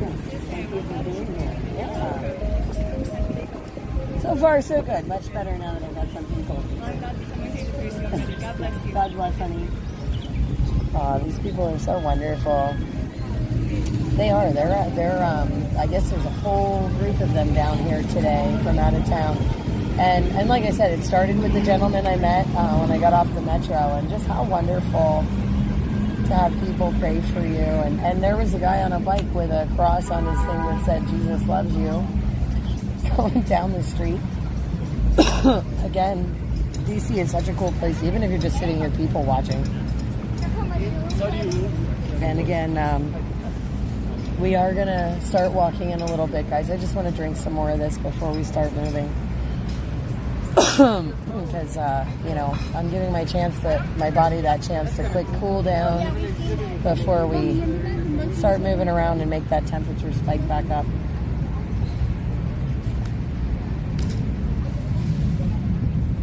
And I almost feel like a wuss in this heat because it has been so rough to be walking around. But I got to make sure I'm taking care of myself and making sure that, we get from point A to point B. I'd rather get there than not get there. So,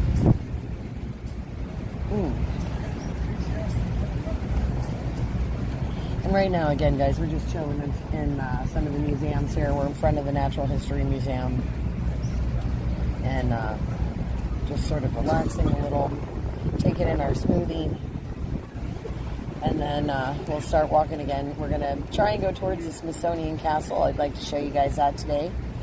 And I want to catch the Pennsylvania booth inside the fair, since that's the one I didn't get to see now that it's redone from last weekend.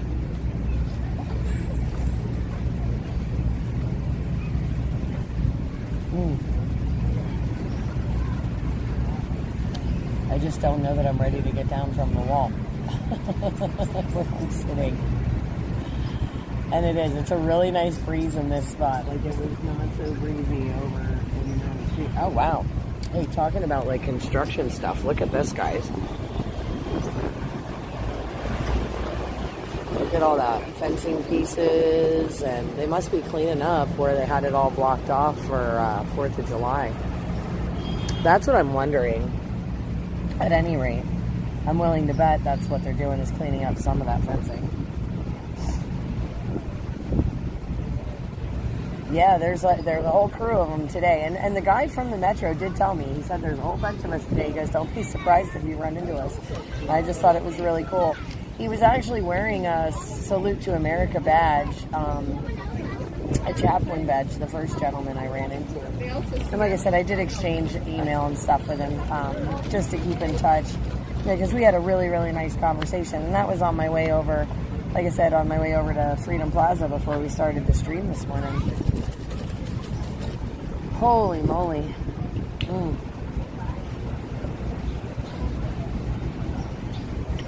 I hope all of you had a really wonderful 4th of July. Hope you got to spend it with your family or your friends, loved ones, and all had a safe 4th of July. Hope you got to see some really cool fireworks somewhere along the line.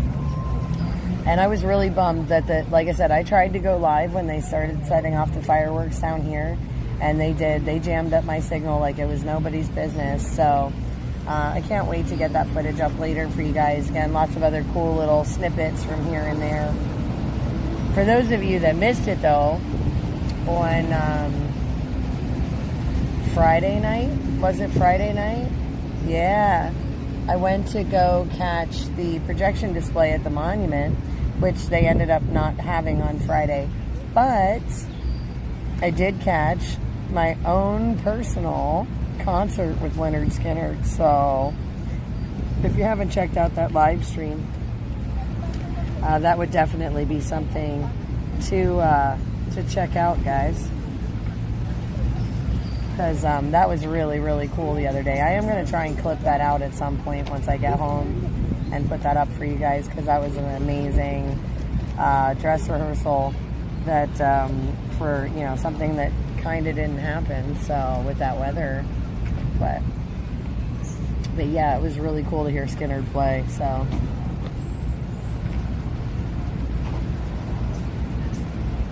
if you wanted something fun and distracting from the weekend, something different that you may not see anywhere else, that would be one of them. Yeah, so Halloween. So some of the guys that are in the chat right now, they'll tell you, we walked over the Washington Monument. It was just before 9 o'clock on Friday. And we were going to try and do the projection display, you know, to show you guys live. And as I was walking over there, all of a sudden, we started hearing Skynyrd playing. They were doing a dress rehearsal on the stage for the Salute to America stuff. And, I mean, they played a full song. And, I mean, it was just awesome.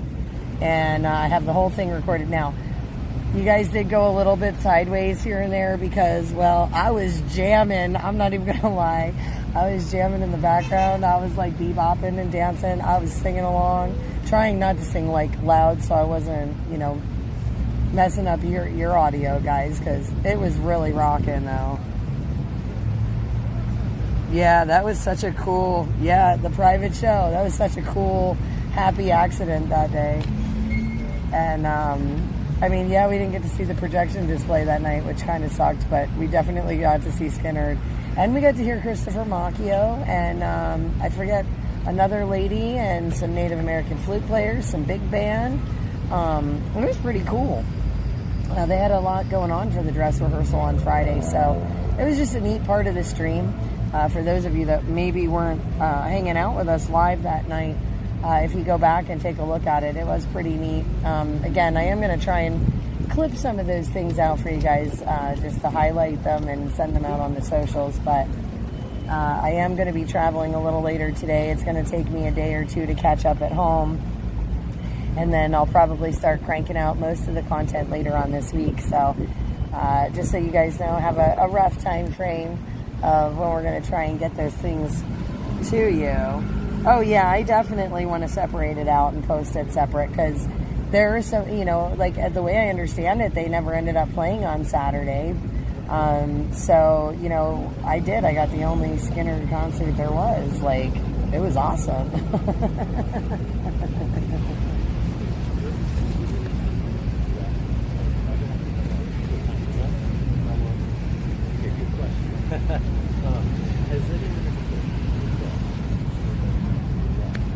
All right, guys, we are almost done with this meeting.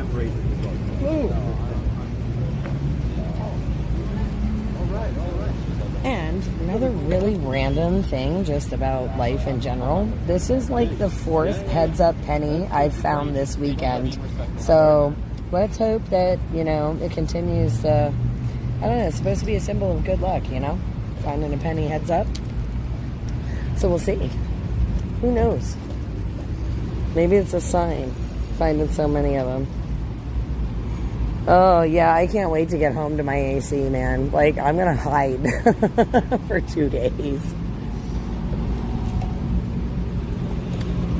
I'll be hiding in the AC.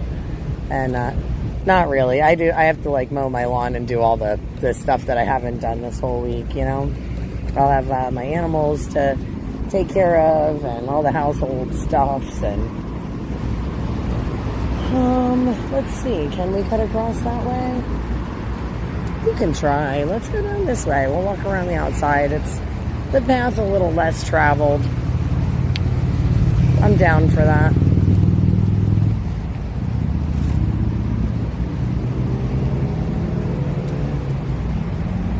Down for a different scenic route.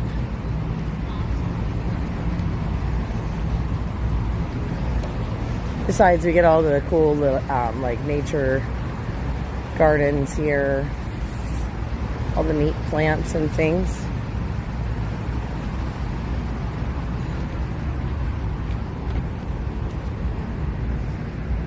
That guy in there, that planter. Some pretty cool stuff. Smells good over here. The flowers too. See them all.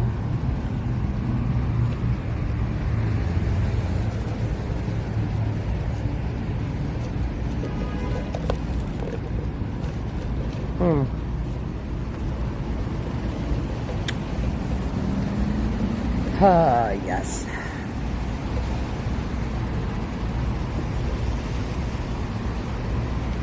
Oh, man.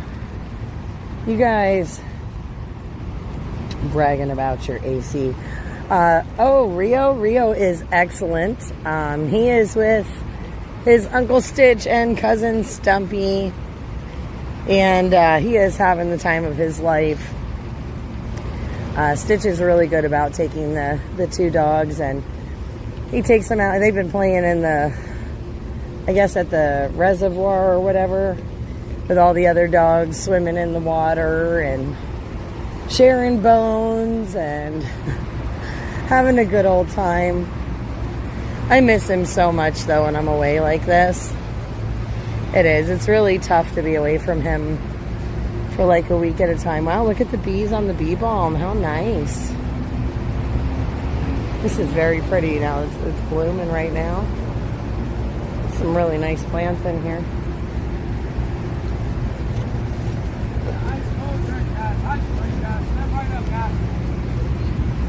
Dehydration cause you constipation, guys. Walk a mile with a smile, guys. Step up to the hydration station. How you doing?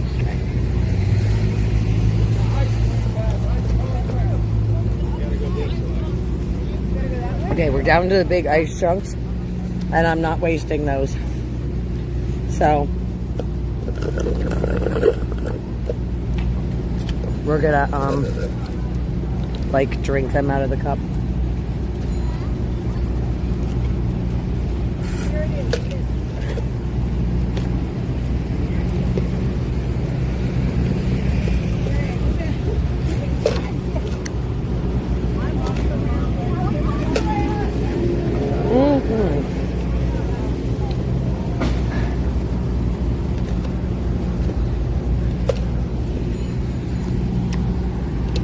Stitches, he's a really great guy. Okay. Awesome. Whew. Stay cool. So, I don't think we can cut across the other way. I think I have to go up this way. I don't really remember where they have all the entrance. Oh, maybe not. Is this the FIFA? How far are we on the... Oh, no, going down that way. Yeah, I don't think you can get in down that way, can you? I don't remember. We're just going to walk. Oh, yeah, here's the sculpture, so that the entrance is over here, I think. I don't really want to go through the... Well, I can. It's really not that difficult. I should just get my pass out, though, so that I can make my way through the security quicker. We could go check out the Pennsylvania booth and then go to the Smithsonian since it's kind of on the way. Actually, you know what we're going to do? We're going to do this instead. We're going to go through the sculpture garden while we're here, just because it's free. It's a walkthrough, and it's pretty cool. Like, check out this tree made of metal. Oh wow, they had to put the do not enter around the tree. I wonder how many people were going up and just like smudging it.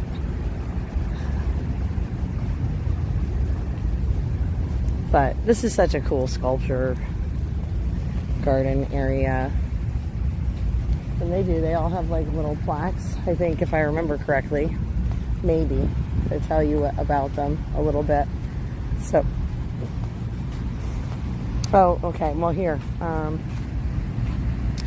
Roxy Payne, American, born 1966, Graft, 2008 to 2009.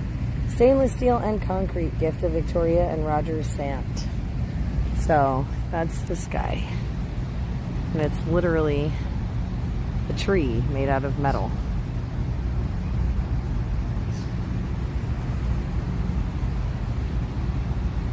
So, that's that guy. And then over here we have this little like pop art looking house.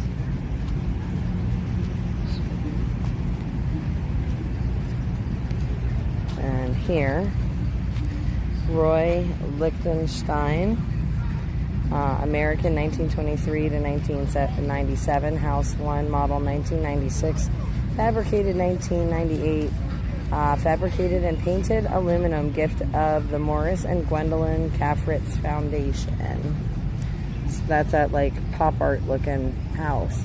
And that is not a flat structure, by the way. Let me just kind of show you. Let me see if I can come around here.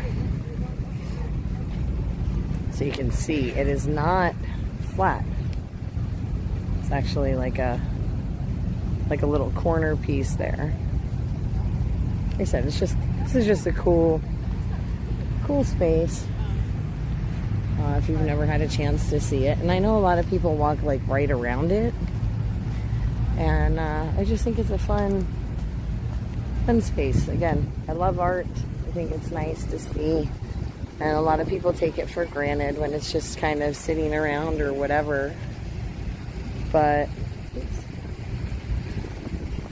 there we go.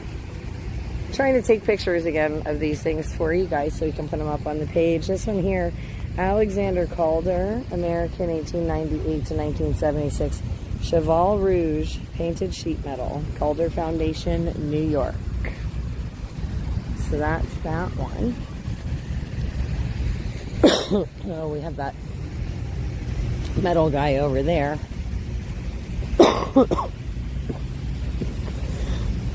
Oh, goodness gracious.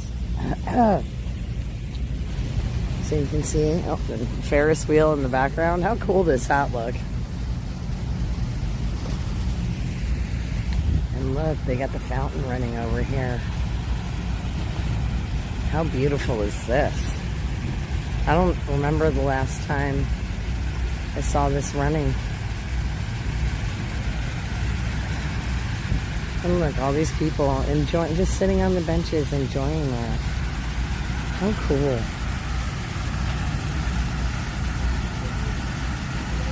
What a beautiful, beautiful view.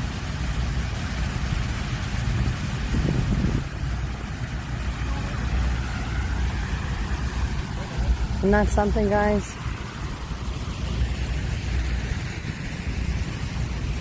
It's just nice. Like I said, I love the sculpture garden. I remember years and years and years ago, my kids wanted to come to Washington, D.C., and of course I took them, and this was one of the places that they actually really enjoyed, which I thought was really cool. You know, they got to pick all the spots we went to, and they made sure we walked through the sculpture garden here. They wanted to see it. And I just think that's pretty phenomenal. You know? So this here says, Tony Smith, American, 1912 to 1980. Moondog, model 1964, fabricated 1998-1999. And it's painted aluminum. Gift of the Morris and Gwendolyn Kafritz Foundation.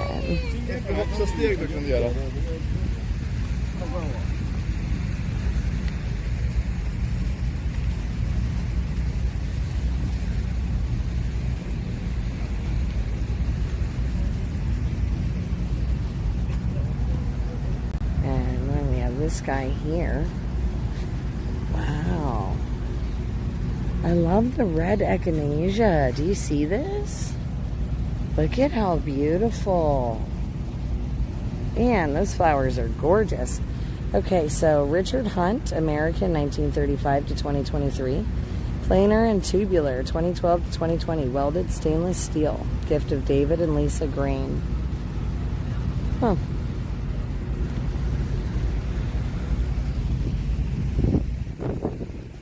They've got some nice little gardens going on here.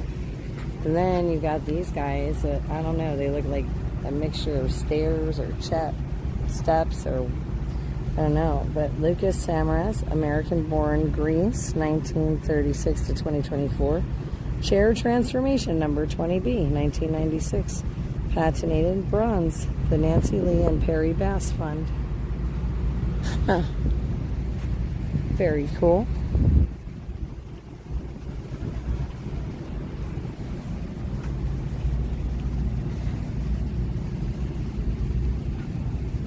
Yeah, it is a lot cooler next to that fountain. This almost looks like one of the pyramids or something. Well, it says, let me back up so I can get the whole thing in the picture. Holy goodness, look at that. So this is a four-sided pyramid. First installation, 1997, fabricated 99, concrete blocks and mortar. Sol LeWitt, American, 1928 to 2007, was the artist, and it's a gift of the Donald Fisher family. Well, that guy is wild looking over there. I don't know what he is. Oh, maybe that's this one right here.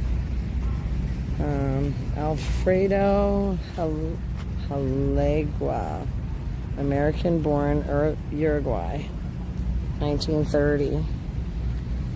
Made in 1970, Corton steel. Donated in memory of Andre Lavelle Roberts. That's that guy there. Oh, wow. I don't know what this thing is.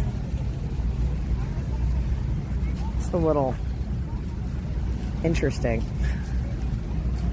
to say the least.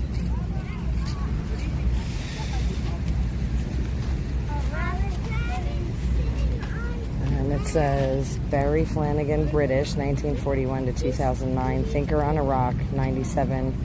bronze. Gift of John and Mary, Papa John, Des Moines, Iowa. So, it's a rabbit though. It's got a tail.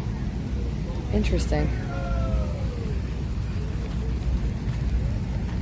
Okay.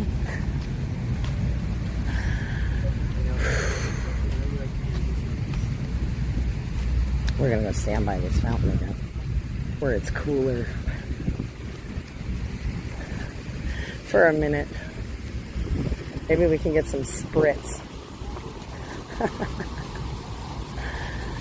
from along the way. It does though, doesn't it look refreshing and beautiful?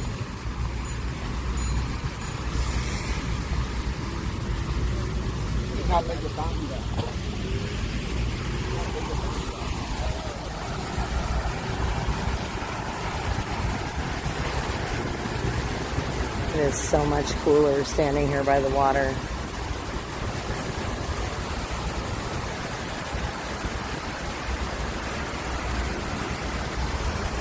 Oh, now this is a little... Look at this. It's all headless. What in the world? I wonder what the thought process is behind that. You guys see that? I'll have to check that out.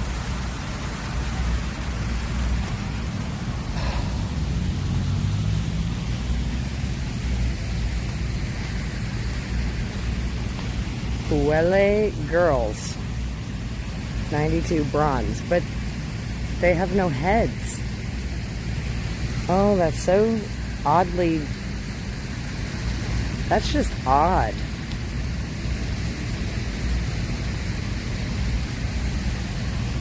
Yeah, I figured he was copied off Rodin's The Thinker, but just kind of wild. Oh, look, there's a duck ramp, guys. The ducks get to go in. Lucky them. They're allowed, apparently.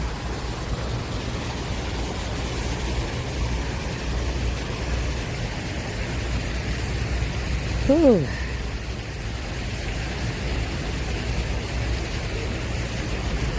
Yeah, I don't know what was up with those headless things. They're weird. Stay off the stage. Whew. Okay, we got most of the sculptures here. Oh, listen. We got a pavilion. We can sit in here for a minute. Let's enjoy some AC. Oh, it's a cafe. Well, we can sit for a minute, I think. I don't think it'll hurt.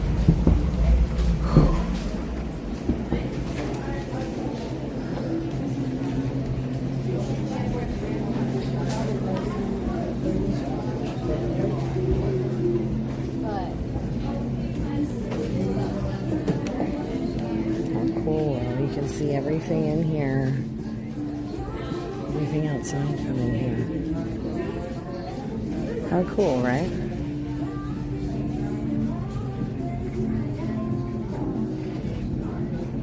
And there's like that little bench area. How cool. So, then the other way. Alright. This is a cute little cafe. I want to see what all they have in here.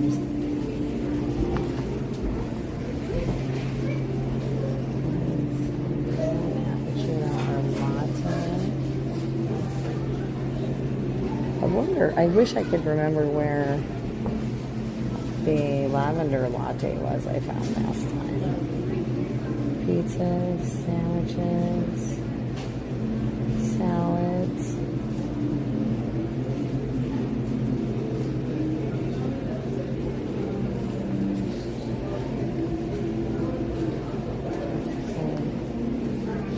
And bowls. Mac and cheese. Little fruit cups, so that's good to know. I might come back and get one of those. Okay. Whew. Well, it was nice to borrow their AC for 2 minutes. Oh, yeah, I don't know. I don't know how much of the museums I'm going to get through. Or, you know, I don't... We'll see. Yeah, I could identify as a duck. Yeah, I could. Totally. Aw, it's okay. Don't worry, Glory. Listen, I know we usually, and I was actually surprised we didn't bump into each other, because we almost always do when I'm down here, and I always love to see you.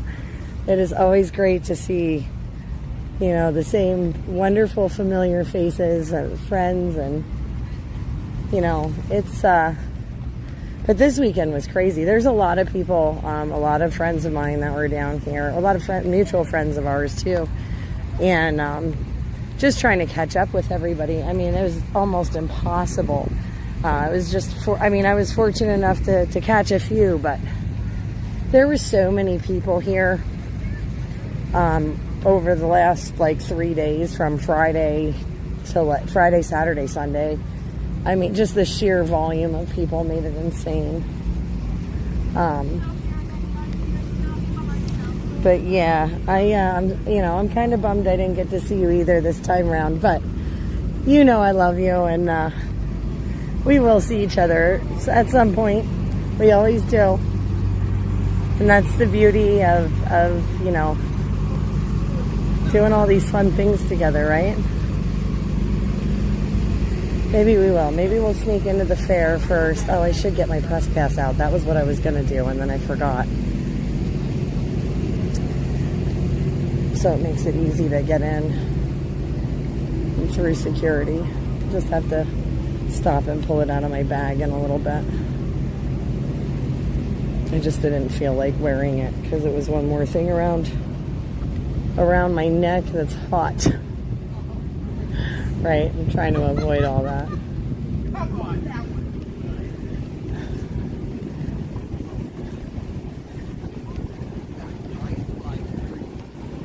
Okay, so this is an entrance, I believe. If I remember correctly. So, oops. Sorry guys, I know you went for half a ride there.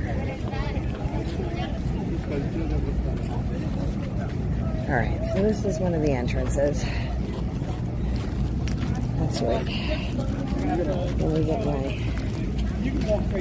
badge out.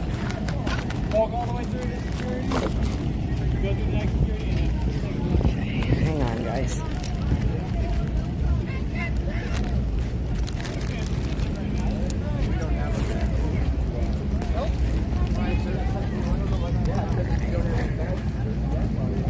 This way. My lanyard. Put it back on. Okie dokie. We're going to try and catch the Pennsylvania booth quick. Hopefully they don't make me empty all my pockets. So just don't feel like it. But alright guys, you're going to have to hang on a minute.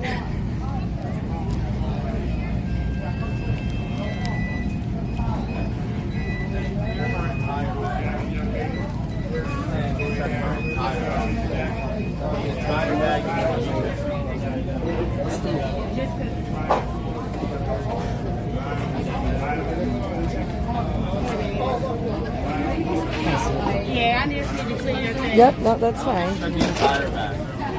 This is like live right now, so I don't know. I'll just set it like this, so it doesn't. You know what I mean? Yeah, I don't want to be on there. No, right. Well, that's yeah. I had to turn to go look that way. Sorry, it's not looking at you. Oh, don't worry. Oh, I will. Sorry, it's just an easy way to carry on. Okay, there's those. Oh, I throw that card back in now too right away. Let me see here, change. Sorry guys, I got a lot in my pockets. Trash. Step away, don't want to be on her pants. Yeah, sorry, I was just trying to keep it straight through.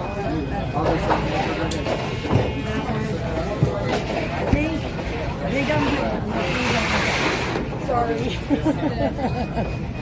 All right, thank you. All right, guys, give me a second. I gotta get redressed again, and then we'll get back in. Turn it that way, so it's just facing out.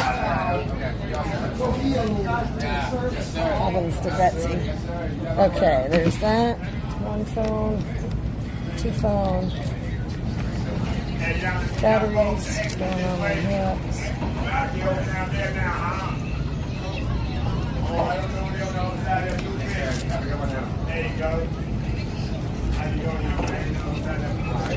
Okay, batteries back on. Okay. Backpack.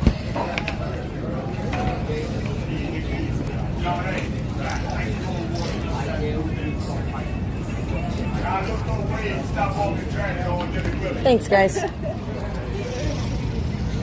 All right. We're back into the fair, guys. Great American State Fair. Now, we're going to go catch Pennsylvania because I want to see this booth now that it's done. I've been seeing it online, so now we got to see it for ourselves. Oop. And I think I accidentally blinked off my comments, but that's okay. I think it was just the screen. Yes, there we go. All right, guys. So we are now through security on the National Mall here. And, wow. Go West Virginia. Very cool. So I think where that 250 is, I think that's supposed to, or no, it's down further. PA's down further, isn't it? Maybe, possibly, not sure. We're gonna find out. Scoot through here. But look at this, guys. This is Monday. So Monday, during the middle of the day, we have a lot of people enjoying these picnic tables they put in this week sometime. But look at this. That's the line for West Virginia. How cool. It is hot. Hot, hot, hot. All right.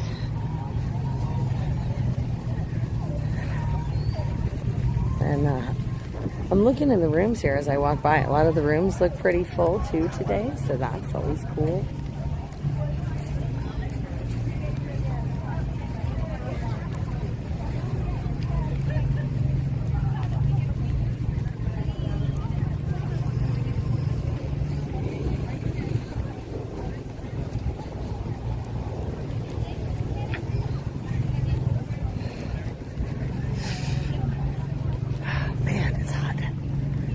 Oh, look, the Forest Service. That's interesting.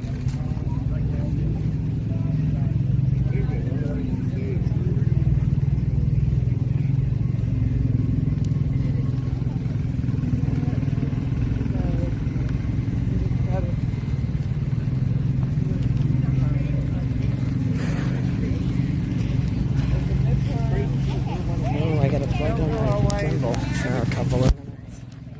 We're gonna lose it.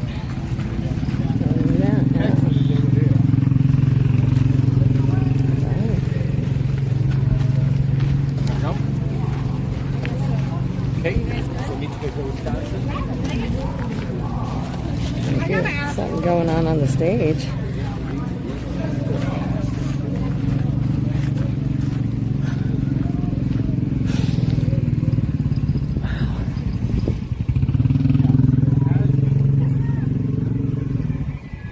So Michigan, of course, their usual line going on. Arizona's still got a line. That's wonderful. Is that the line for Pennsylvania? Please tell me that's not one big line. If it is, that's insane. But PA has a banner out now, guys. How cool is that?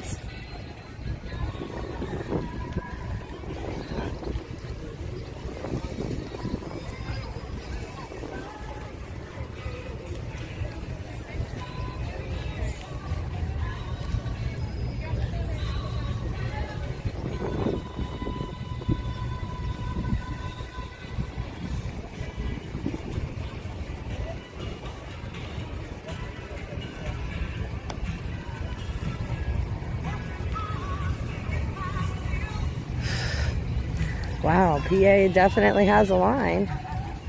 That's cool. Is that maybe...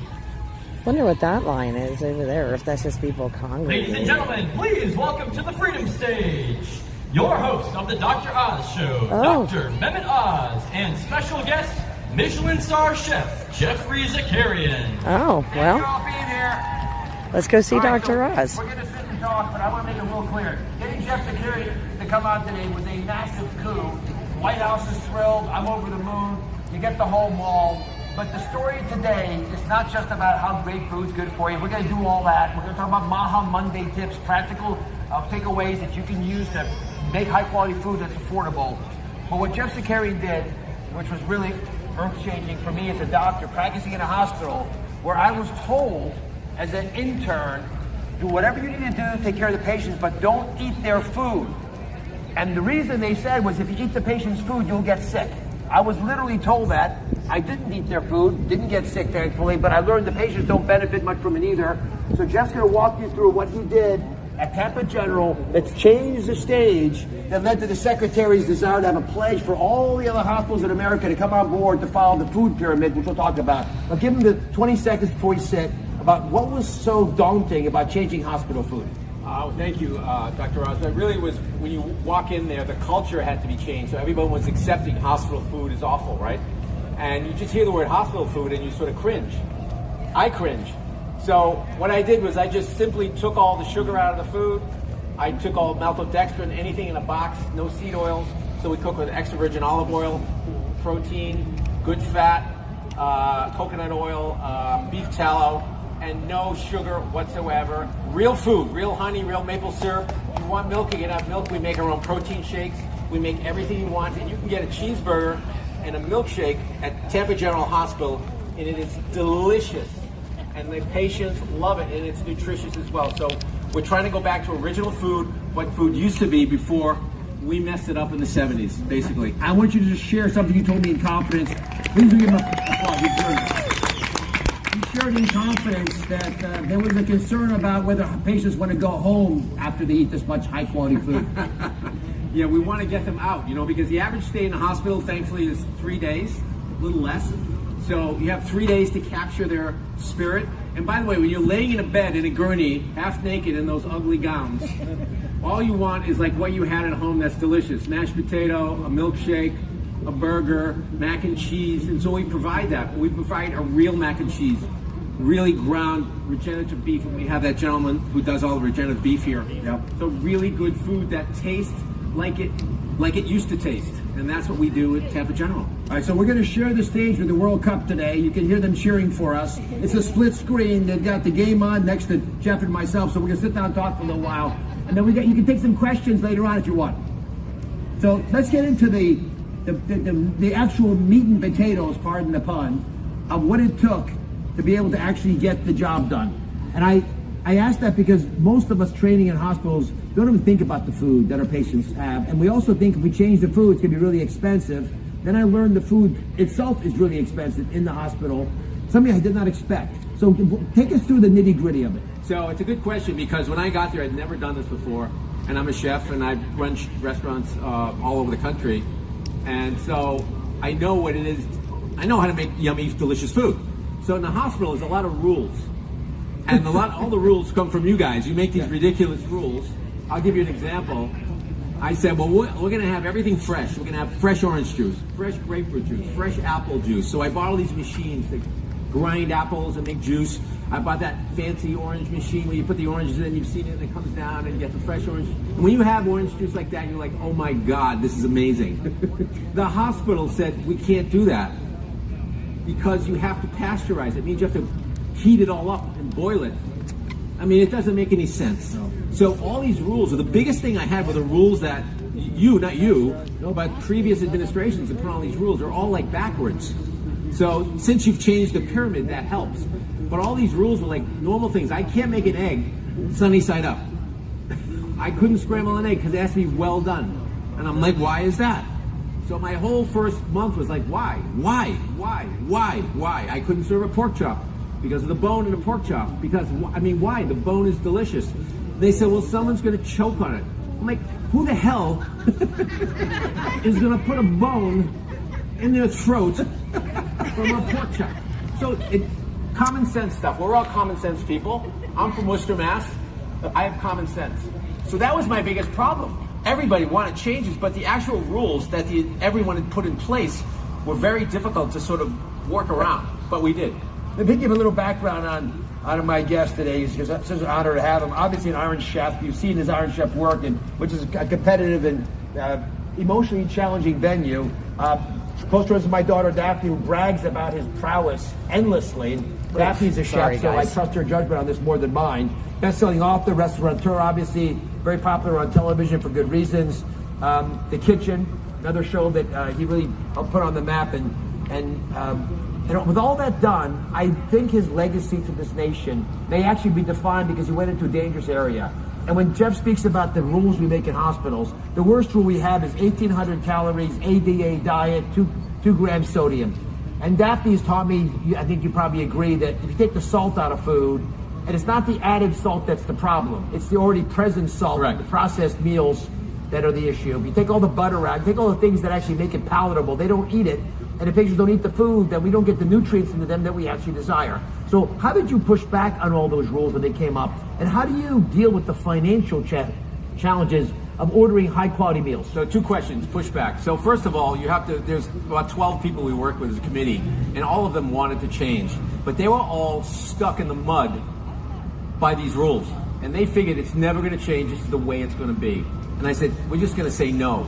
So we said no, we're gonna change. So we made 100 menu items, and we shrunk it down to like 50, and then we shrunk it down to 25. And we went through all these iterations, and we actually found 25 items that met the nutritional rules, met the hospital rules, sort of met the cost rules. Now, we'll get to that later. The cost is more expensive, but it made everything sort of, we could actually cook food to order for these clients, because we have a 900-bed hospital. We serve 3,000 meals a day, and everything is made to order. It used to be made ahead of time. So what we did is eliminate all the garbage that they had and slice it down to maybe 500 items on the menu, but then 25 actual menu items. It's very hard to change a zebra's stripes, but you got to really change the culture first. So once those 12 people all got in the same train, things started to happen. And we said, yeah, let's try it. Let's see what happens. Let's see what happens. And the nutritionists, I made tastings, and they tasted the food. And the things they were skeptical of, they said, this is delicious. We'll figure it out. So you just have to keep going, right? And when someone says no, to me it means not now. That's right. I never take a no. No, that's what we did. That's what we did, honestly. And it was like day by day. And Molly, where's Molly? Right there, that lady right there is waving. She and I did the entire menu ourselves, and she did most of the work. 2 people changed the entire menu at Tampa General Hospital. We used the staff that they had. We didn't fire anyone. We just reanimated and re-educated and got them excited because they weren't cooking. They were doing food at 7, 8 o'clock in the morning, putting it into a steam table, right? And it would sit there all day. And then they would come with an ice cream scoop, literally, and go like this on a plate. And everyone got their food at the same time. And I guarantee you 60 or 70% of the plates never got touched because they were really didn't look good. And if food doesn't look good, you're not going to eat it. Right. And it didn't smell good, quite frankly. And so the cost is the second point. So the average cost, they give me, this is what they give me a day, $3.50 a person. $3.50. You get 3 injections a day, it's $12 a needle, okay? So $36 just for the needle, forget the medicine. So it's disgraceful. So what I did is they said, well, you got to come $3.50 per plate. So I said, forget that. What do you spend a year on food? $15 million. I'll stay within the $15 million. And so I did. So I cooked great food, but I made the menu items much smaller, and they were buying everything. They were buying hard-boiled eggs. They were buying everything pre-done. And they were buying fruit cup and fruit salad with ascorbic acid and MSG and high fructose corn syrup. Can you imagine in a hospital? They had a soda fountain like you have in an old diner, which when you go to a diner, I like that. But in a hospital, Dr. Pepper, Coke, Pepsi in a hospital. So we got rid of all that. And so we shrunk the menu items to allow for greater cost of food.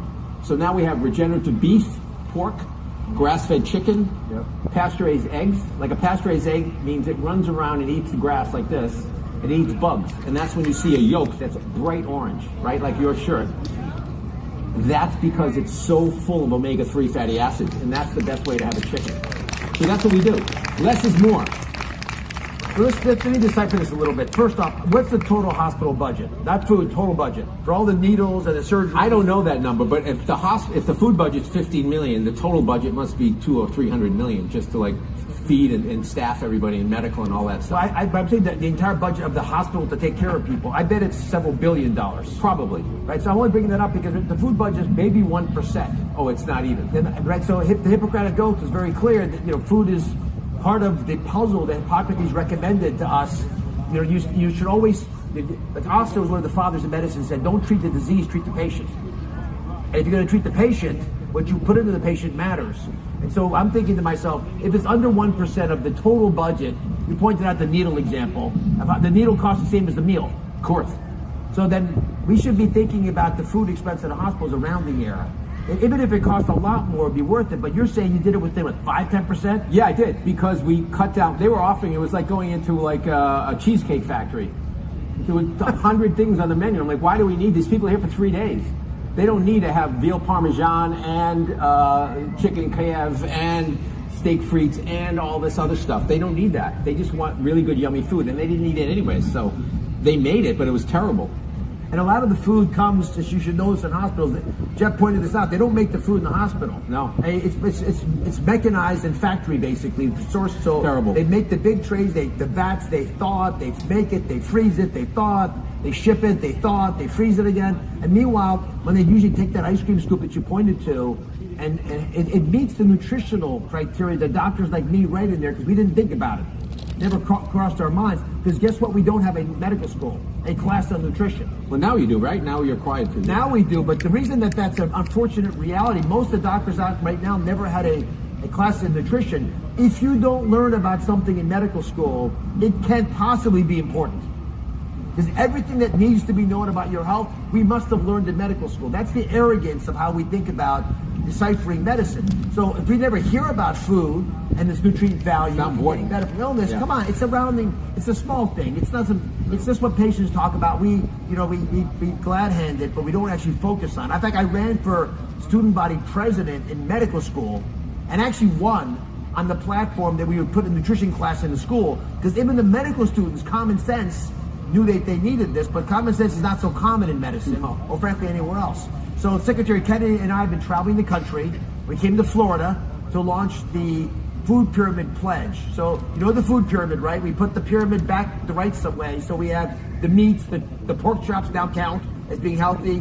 We took the milk and said serve whole milk, not skim milk, which tastes like mud, and then with added chocolate syrup in it, because that's not good for you. You eat chocolate. Chocolate's good. Just eat the chocolate. Yeah, eat real chocolate, not flavored milk chocolate cup material inside of skim milk that's been watered down so you don't want to drink it. That's why kids, by the way, have infantilized taste buds.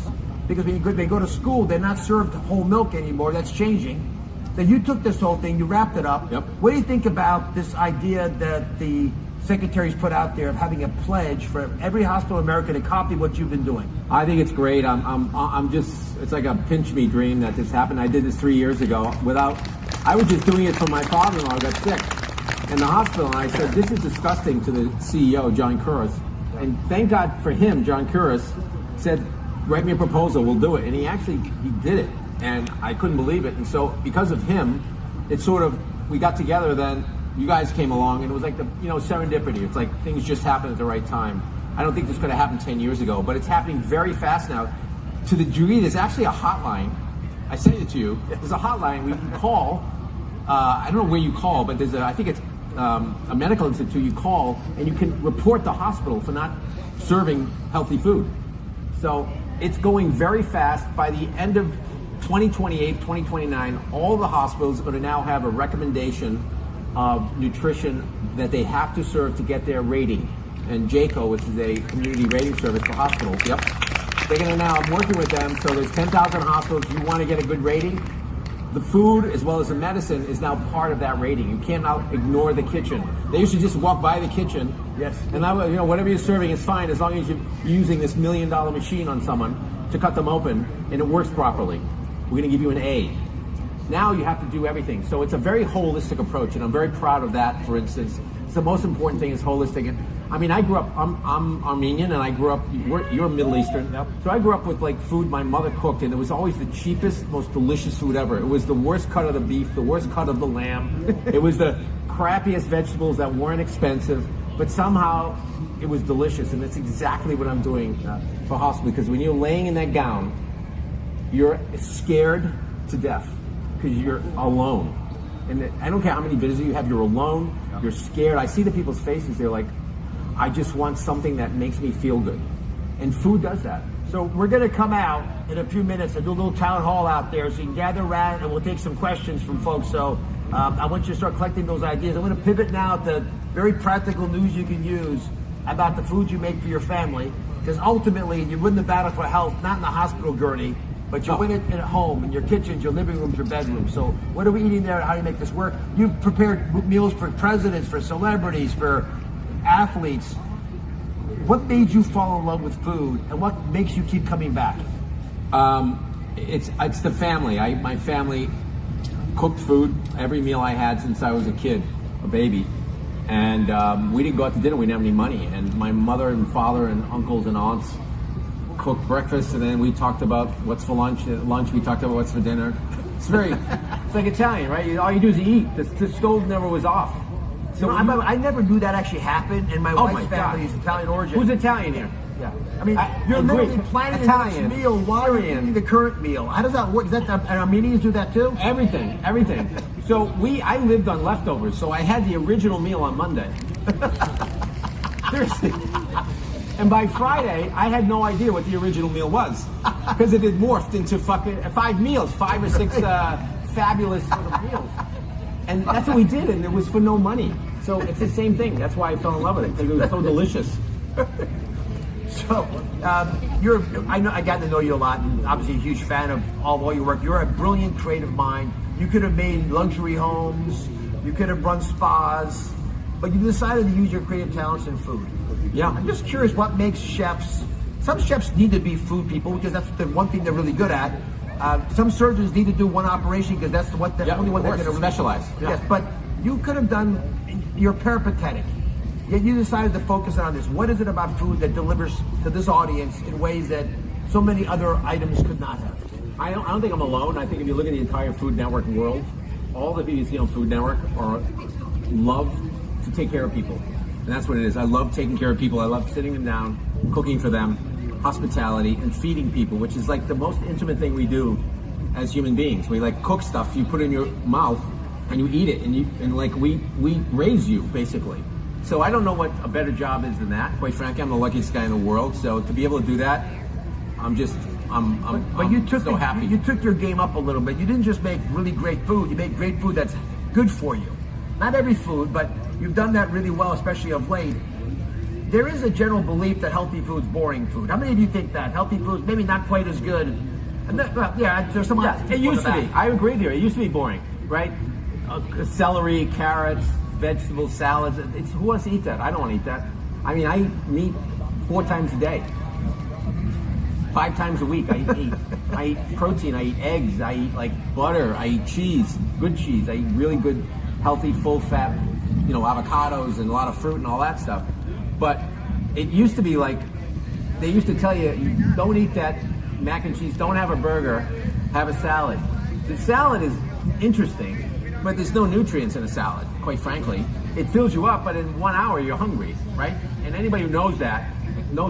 You eat a lunch, you eat this big bowl of salad, and you're like, okay, I feel like I'm doing the right thing, but in 1 hour you're like having a bag of potato chips, right? And so that's not satiation, right? So satiation means you eat food, and you go to your grandmother's house, those of you who've done this before, and you eat a pierogies, or you eat a bowl of spaghetti meatballs, or you eat a beautiful roast, and that your grandmother makes it. She knows how to make 2 dishes, and you've eaten it your whole life every Sunday.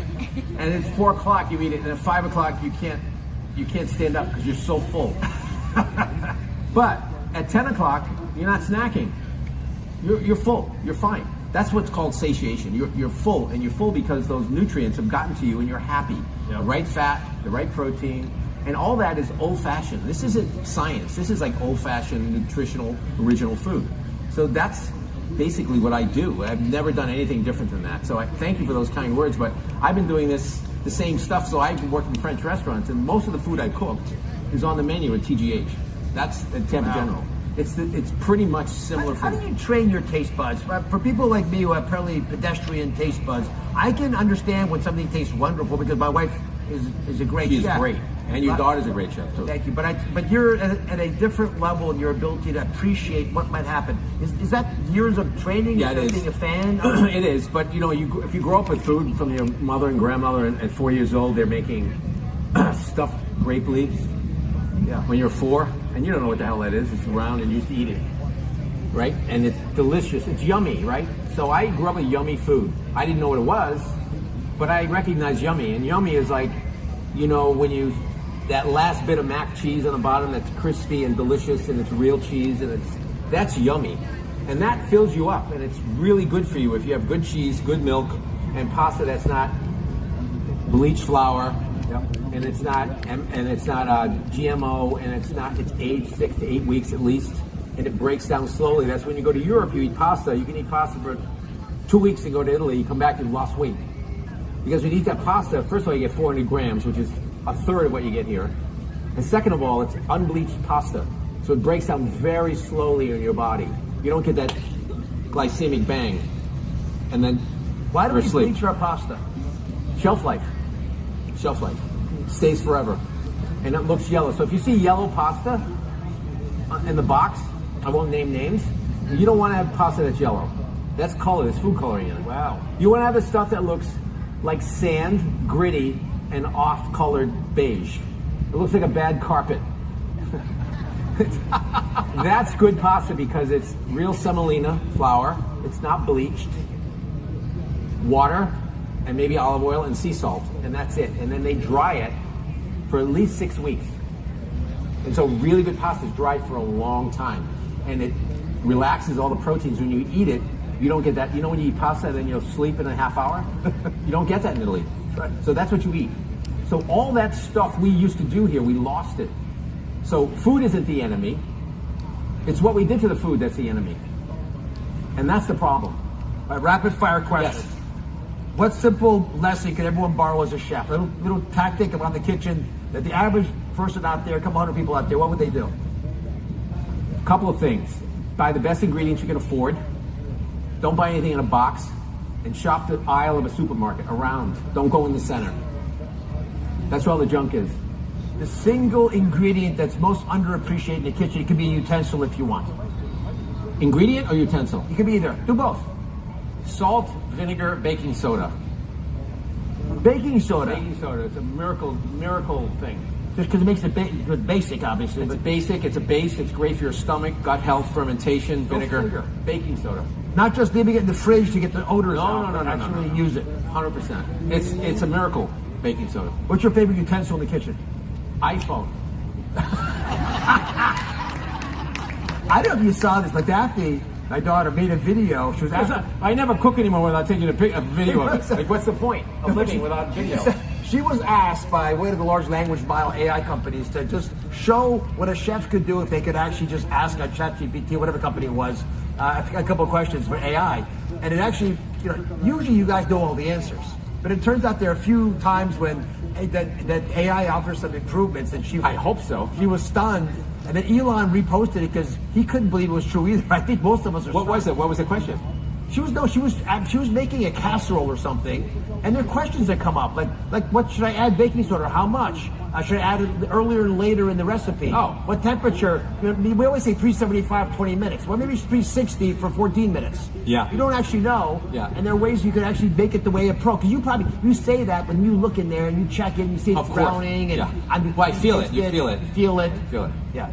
All right, so, what cooking habits should Americans retire? Oh, there's so many. Stop buying grated cheese. Yes. Why? How did that become a thing? Go buy a bag of grated cheese tomorrow. Okay? Put it in water. And then drain it and see what's in the water. Yep. It's going to look like the Potomac did a couple of weeks ago. After the spill. After this. No, seriously. It's like it's full of cakey ingredients, chemicals, ascorbic acid, alum, all the stuff you don't want in your body.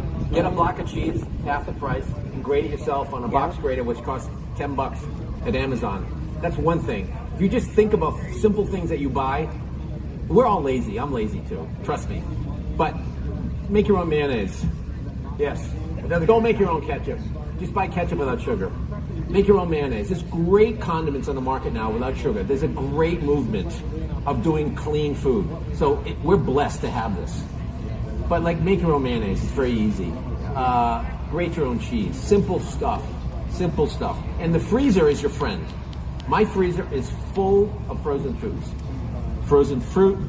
I love fruit because I use it in smoothies instead of ice. So the freezer's good. Don't think the freezer's bad. It's a great way to store food. And when you can buy things inexpensive and freeze them, you're on the right track. What's the healthiest ingredient that we underappreciate, you think? That you probably just put in the fridge or whatever, pantry, and you should be using it all the time. Honey.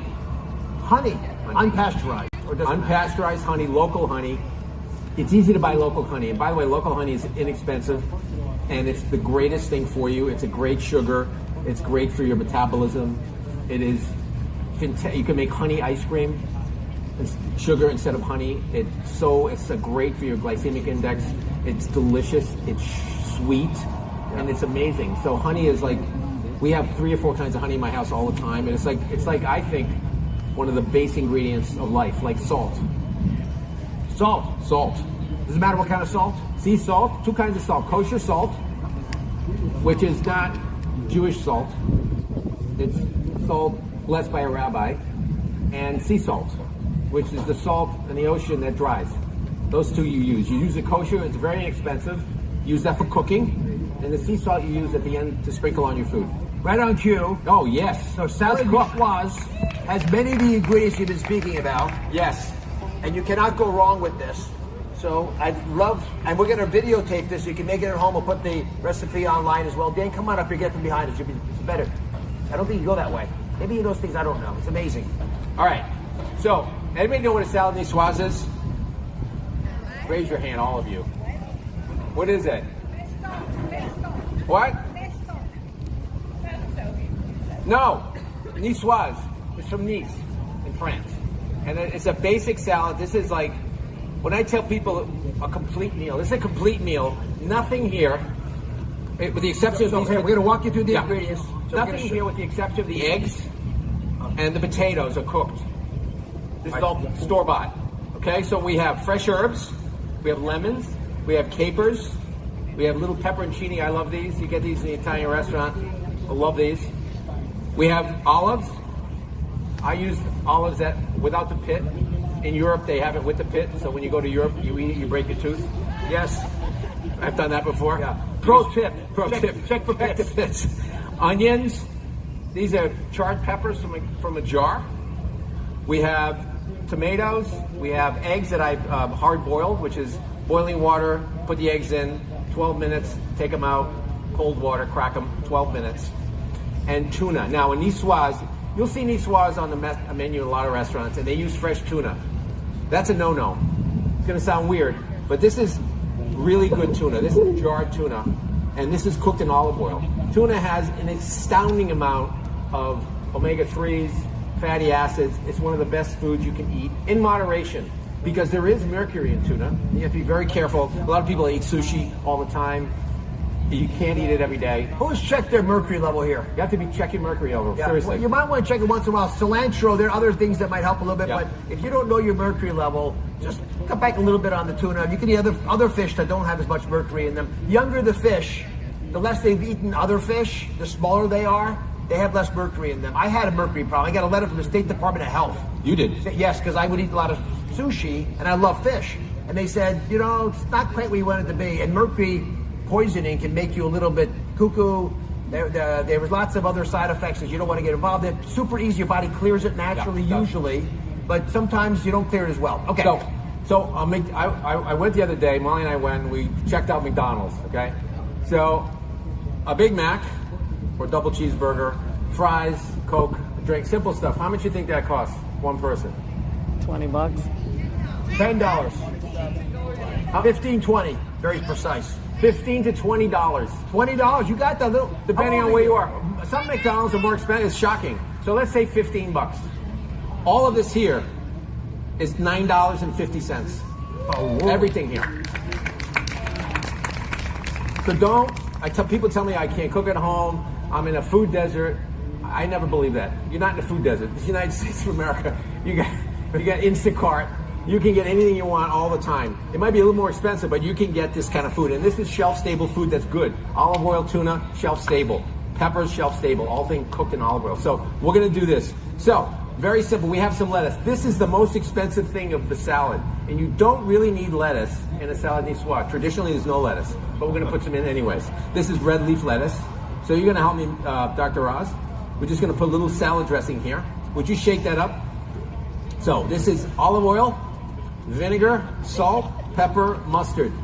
This is like all-purpose. It's in the fridge of my house all the time. If you want to add soy sauce to it, you can. If you want to add a little bit of miso, you can. If you want to add some honey, you can. But this is the base of all vinegars right here. And to me, it's 50-50, not 3-1. I like a vinegary dressing. We're going to put a little dressing in here like this. 50-50, like 2/3 vinegar and. Yeah. And then all we're going to do is toss this. And this is one of the most beautiful salads to do for summer. I love this. This is on every time we come to someone's house, we make this. We're just going to put this as the base. So you take a nice platter, and then all we're doing here is really parsing out everything. So we're going to start with this beautiful tuna. Why don't you chunk it? This is how it comes in the jar. You don't want to break it up. This is what you want to have. These beautiful bite-sized pieces of beautiful albacore tuna in olive oil. This is not the one with the 2 B's. I can't say it. Yes. In a can. It's a much better tuna, but it has incredible amounts of vitamin D, potassium, omega-3s, great stuff. Put a little of that. Let's put some potatoes. You don't have to have these, but this is just beautiful potatoes. Leftover Yukon Golds that I had in the bottom of the fridge, we're just going to put here. It's for Monday's meal. This is Monday's meal. This is leftovers. Some tomatoes. So all of a sudden, we're building lycopene, tomatoes, potassium, vitamin A and D. By the way, can I point something out about before you keep going? Tomatoes. So tomatoes have lycopene, as is mentioned, but if you eat a raw tomato, you actually don't extract that much lycopene. Cooked. Cooked? Yep. And then put a little fat. It's also called pasta sauce or salad niçoise. Mix the fat a little bit with some other ingredients. That's how the body absorbs. That's culinary nutrition. That's what we're trying to put in medical schools. Teach the medical students how to talk about real food in a way people might actually make the food, not abstract chemicals, because food's not about that. Now, I put some pepperoncinis. Absolutely no reason to put pepperoncinis except that I like them. Yes. And they're vinegary. Good for the gut. Fermentation is great for the gut. Capers. Capers are seed. Capata. It's beautiful. It's a seed that they pickle. It gives a little crunch. You can fry these if you want. I just don't because it's too much work. Some peppers. Look at this. Is all right out of the pantry. Some roasted red pepper. You can do this yourself. Get some red peppers, roast them, skin them. But you know what? $9.50. $9.50. Kalamata olives. You can use niçoise. I love Kalamata. I love these. I have them in the house. We make niçoise. We make everything with this. It's like a beautiful black olive. And you can just see this. And then green beans. Now, green beans are traditional. If you have snap peas, sugar snap peas, petit pois, if you have anything you have, if you don't have these, it's fine. It's the whole gestalt of the salad. It's like we're making a salad that's full of everything for everybody. And we're just going to sprinkle these on top like that. You want to put some onions on top of this, Doc? Onions to keep people away from you, drives down stress. Is that the purpose? And the best way to get onions not to stink is before you put them on, put them in ice cold water for about 10 minutes, take them out, and all that stink goes. Then, one of the greatest things in earth, Lemon. citrus. On top, sorry. That's okay. Get you on that Hermes tie of yours. How do you know? I know, I can tell. Sea salt, cracked pepper. And then we're just going to go down here. We have beautiful basil, not tradition on the salad, but I'm going to put it on. I am Middle Eastern. You're Middle Eastern. Yes, we eat dill like it's salt. Why don't more people eat dill? It's I love fantastic. dill. When you have smoked salmon, this is how you make smoked salmon with dill. Yes. Okay? And then we laid it all out. You can put this just like this. Just like this in the fridge. Guests coming over at 12:30, you put this in at 12. You bring it out and you dress it. You don't dress it beforehand. And we're going to use the extra dressing, and we're going to drizzle over everything. And you have the most beautiful, delicious, nutritious salad niçoise for $10. So don't tell me, oh, eggs, I forgot the eggs. Don't tell me you can't eat nutritious at home. Look at that, how beautiful that is. Can you all see this? That will easily feed 3 very hungry people, 4 medium hungry people, which is $3 a person. All right, so we got a bunch of spoons here. I'm looking for more forks. If folks can find someone, coming down and talk to you guys. Gather around the front here, and we'll take some questions from you. Is that a deal? Bring the little ones as well. We'll get them close to the fence. Come on down. Oh, by the way, protein risk, omega-3, supports brain health. No inflammation, complex carbs, potato, and it's gluten-free, dairy-free. But there's nothing wrong with dairy, by the way. But this is dairy-free. It's actually good for you. All right, we're coming down. Let's go this way.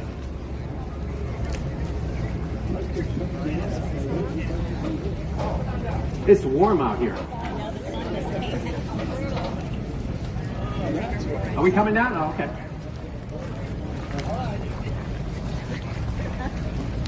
They're looking for more forks. The kids going to see the eggs. Now we got a mic here. If you got questions in the meantime, while Jeff's coming down. You want to grab one? You want to add Italian herbs? Go ahead, Trey. You want to add Italian herbs? Yes, Italian herbs would be nice too. We could put some parsley on here. We'll get the pro. There we go. Before you get pictures. Then what's the, someone's going to have someone's going to face it or somebody. We can smell it. Ask Mason to go up and get a photo up there. By the way, we serve ice cream at the hospital. Dr. Oz, that smells great. It does smell good. Go ahead.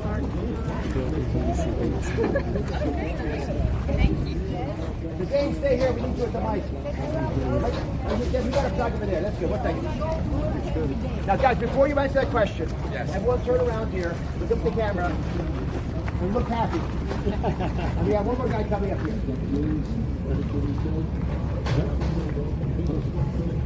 Oh, that guy. That's the guy. All right, now we get the video. Now we're going to say Maha Monday. All right? Maha Monday. Everyone wait for a second. Get you warmed up. Maha Monday.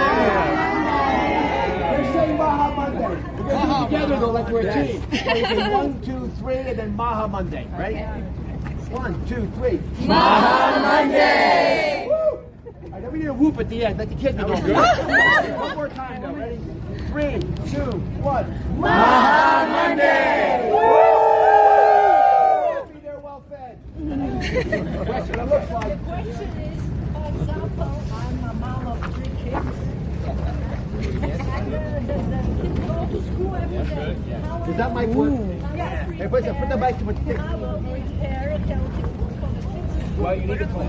Repeat the question one time so you get here. You want to know how you prepare food for the week, and it takes For the kids or for me if I'm well, it takes time. So it is you have to then put a certain time aside, maybe it's 20 minutes a day, to plan. So on Sunday, Monday school day, Saturday you plan the meal, on Sunday you go shop. And on Sunday night you're probably going to do 1 or 2 days. Thank you. Wednesday you do the rest of the week. That's what I do. You don't do it all at once. No one has that kind of space in their fridge. And it's too much. Can you hear us okay? But you're also going to... Are our mics on? You're also going to make meals for your family. You're going to have leftovers. Oh, it's so good. Leftovers are Yeah, it has to come up. we got a little glass container. It's not plastic. We'll send glass. And it's a little bit of steak, a little bit of rice, whatever's left over. And that fills in the gaps. So you don't have to go crazy. But try Sunday through Tuesday. And Wednesday. The kids are eating salad. Wednesday. The kids are eating salad through Saturday. They want to eat the food. That is so good. Hold on one second. It sounds daunting, but it's like, and you know what? You feel good. You feel like I did it. Loved it. All right. Put a cooler pack in there in their lunchbox. And the stuff they serve in the food, what's that for? The school, that's my next task. My next task is change food. We're going to do chef Yes. Tell them the idea. The chefs, this is a really good idea. We're going to do K-12 chef centers, and I'm going to find 100 chefs, 2 per state. We're going to redo all the food for K-12 public school system. It's 2 chefs per state.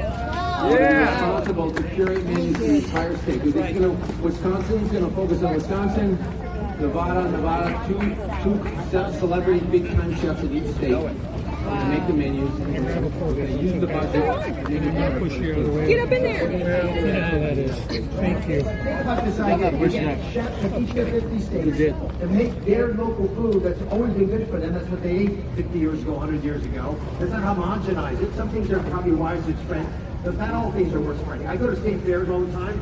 They have fried Jello at state fairs. I usually eat the drumsticks. That's okay. The drumsticks are good. That's why I eat it. But the Jello, not so much.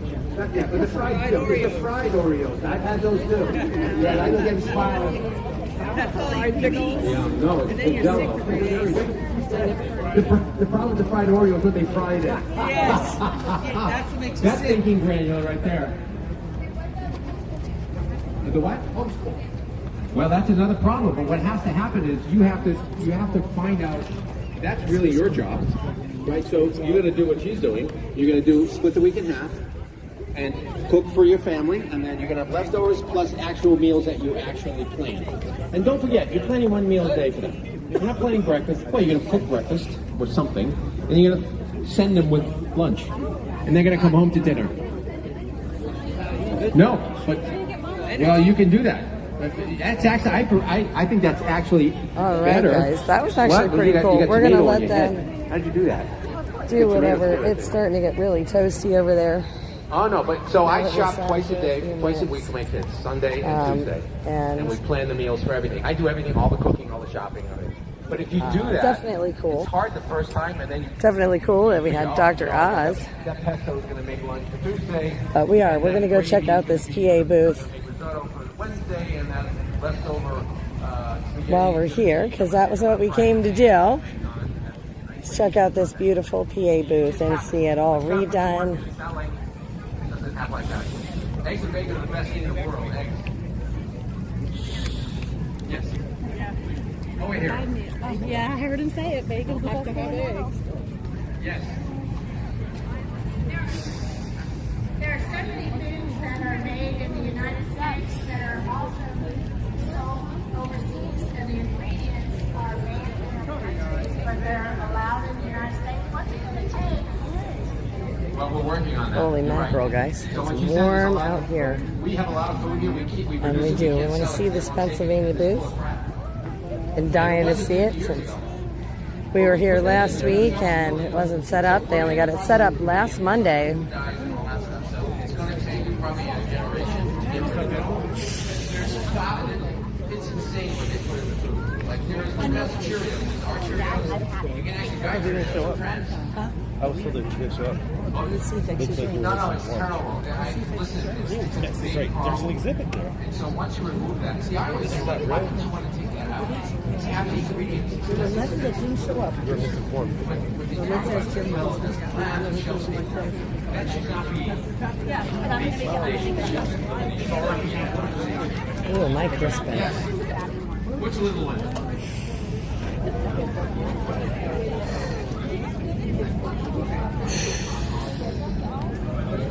Holy man. We need a breeze again, guys.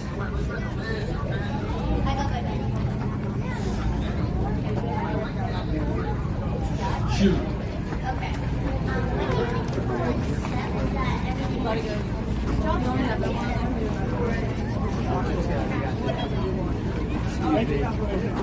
Oh, I feel the AC cranking from in here. How awesome. So I'm excited. We went from cardboard backdrop. Well, there was stuff in there. So they said they put some water in it. Yeah, they said they're not coming from that's what they said.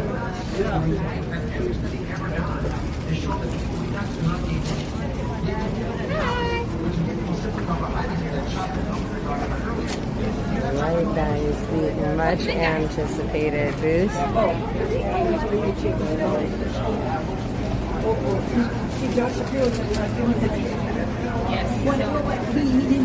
I didn't. I didn't believe you. You said they were here, and I was like, it looks like they're here. Last week they weren't here because I have the photo.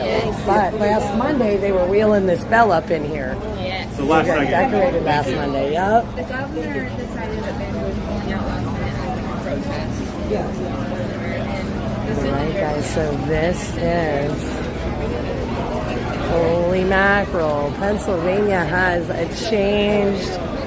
Look at this. Oh, way to go. Way to go. Holy mackerel, guys. This is so exciting. Holy wow. This is so great. Look, we are represented. Oh my gosh.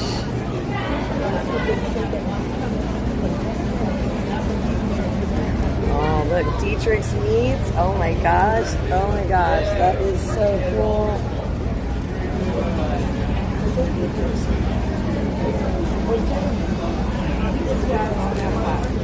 Hey everybody. Smiley cookie. Guys. Smiley cookie. I love this hutch. My gosh. This is a bench from Knoebels, guys, the amusement park. The Keystone Canvas. Oh, man. Look at that. There's my home county, Berks, down there. How awesome. Look at these beautiful, beautiful flags. The coal. Oh, my gosh. Look at that. There's the coal.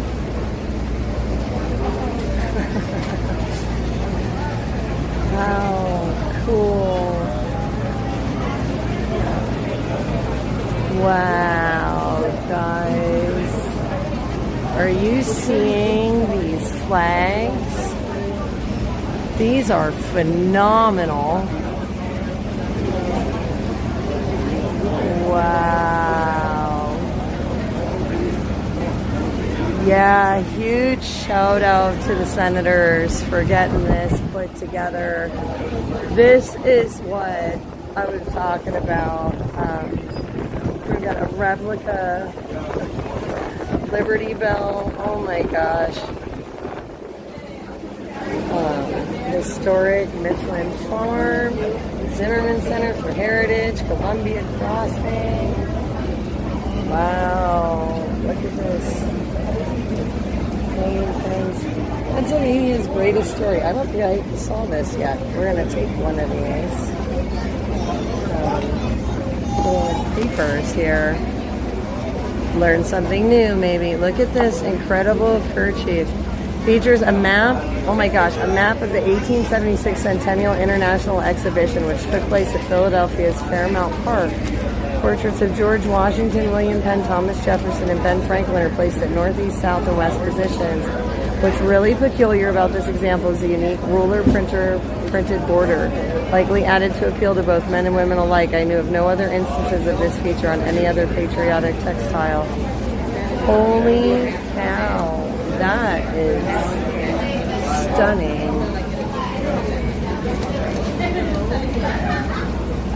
There's the penny press, and we saw that. United States Steel donated that. Oh, and look at this right here. Don't forget to tag Team PA, McCormick and Fetterman. This is a replica of the Liberty Bell, guys. I want to just kind of... So here, I'm gonna take a picture of, we're gonna do that. And then I'm gonna give you guys, here's the QR code there. And it says, one of America's most iconic symbols of freedom, the Liberty Bell, was ordered in 1751 by the Pennsylvania Assembly to commemorate the 50-year anniversary of William Penn's 1701 Charter of Privileges. It was later installed in the steeple of the Pennsylvania State House, now known as Independence Hall. The bell was cast in London, England, and then shipped to Philadelphia, where it cracked when it was rung upon arrival in 1752. Local craftsmen John Pass and John Stowe recast the new bell using the metal from the original bell. The bell cracked a second time in 1846 and was repaired. It cracked for a third time when it was rung for George Washington's birthday on February 23, 1846. The bell gained fame not during the American Revolution, but decades later when abolitionists adopted it as a symbol of liberty for all people. They were inspired by its inscription, proclaim liberty throughout all the land until all the inhabitants thereof. While no credible evidence shows it rang on July 4th, 1776, it was used for public announcements and celebrations throughout the 18th and 19th centuries. The famous crack likely worsened in the early 1840s, ending its functional life but beginning its symbolic one, traveling the country for exhibitions before becoming a centerpiece of America's heritage, now on display in Independence National Historical Park in Philadelphia. Liberty Bell facts. More than 270 years old, weighs approximately 2,000 pounds or 1 ton, 3 feet high and 12 feet around at the bottom, made of 70% copper, 25% tin, and trace amounts of other materials, suspended on what is believed to be its original yoke of American elm wood, last rung in 1846. So again, huge shout out to Fetterman and McCormick for working together to put this whole exhibit together for PA. Oh my gosh. This is so much better, like I said, than that cardboard backdrop that we saw last week. What a difference.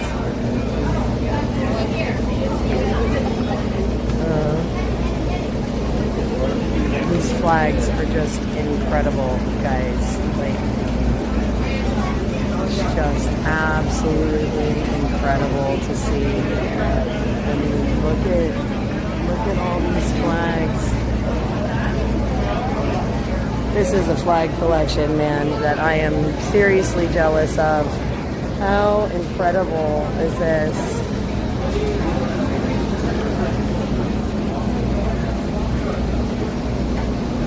I mean, I just really, holy wow. This makes me so proud of my state right now.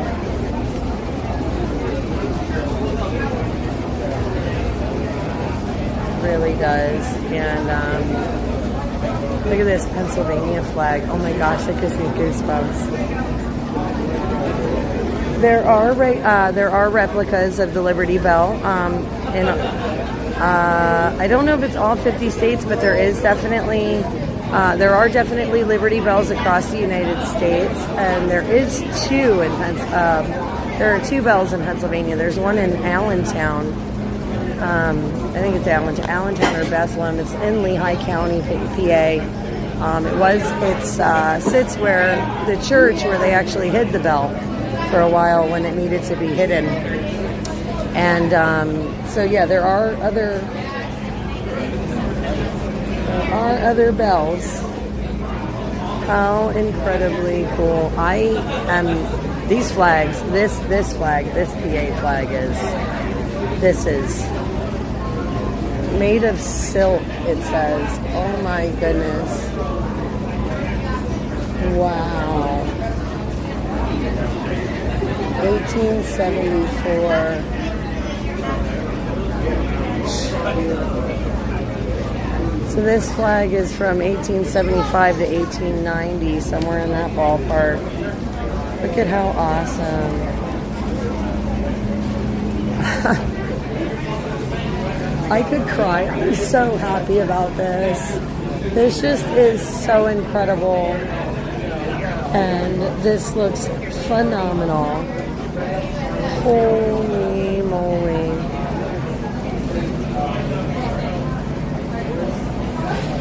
I mean, we have just got some of the neatest things in here. And of course, yes, look at this, guys. The snack capital of the world.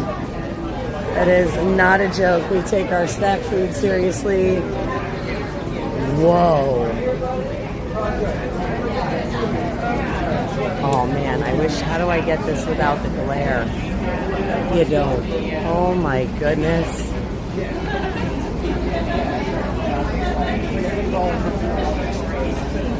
And then look at all of this here. all kinds of information about PA. How cool is this?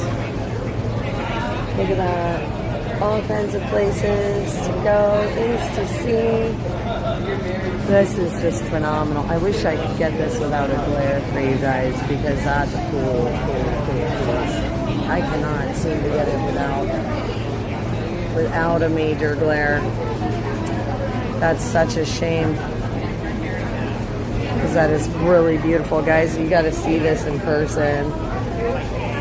The fair's on till the 10th, so definitely want to see this. Holy cow.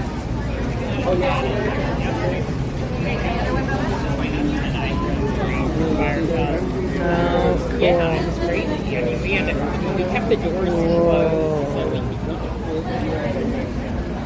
Wow, guys, that was the Pennsylvania booth. I even grabbed myself a little baggie of chips, because, you know, snack food capital of the world, and that salt is going to come in handy later. But look at that. How cool. PA. And they have been like rocking a line here since we got here. So that is very cool. And we got to catch Dr. Oz. That was really awesome. I'm very excited about that too. See what else going on here. Anything else now that everybody done swarming over there, so I guess they're done doing their meet and greet or whatever. But how cool was that, seeing Dr. Oz? So yeah, Maha Monday. So this is the second Maha Monday, and it's kind of nice because last week it was tough. We missed a lot of the speakers. So yeah, here we are, guys. Great American State Fair. We got to see the last booth that we were missing out of our travels here through the fair. So that was really exciting, and I can't wait to do the before and after pictures for my home state. I am so proud of that display. That is awesome. That is so great. Ladies and gentlemen, please welcome to the stage Assistant Secretary for Health and Head of the United States Public Health Service Commission Corps of the Department of Health and Human Services, Admiral Brian Christine. Oh, we came here just in time for all the speakers today. Well, there you go. People often mistake me for Dr. Oz, but no, I am different. I'm not as good looking as he is. So greetings and good afternoon. I am Admiral Brian there goes Christine. Dr. I'm Oz. the Assistant Secretary for Health at the Department of Health and Human Services. And I'm in uniform because I'm also the head of the Commission Corps of the United States Public Health Service. That's the uniform branch of the Public Health Service.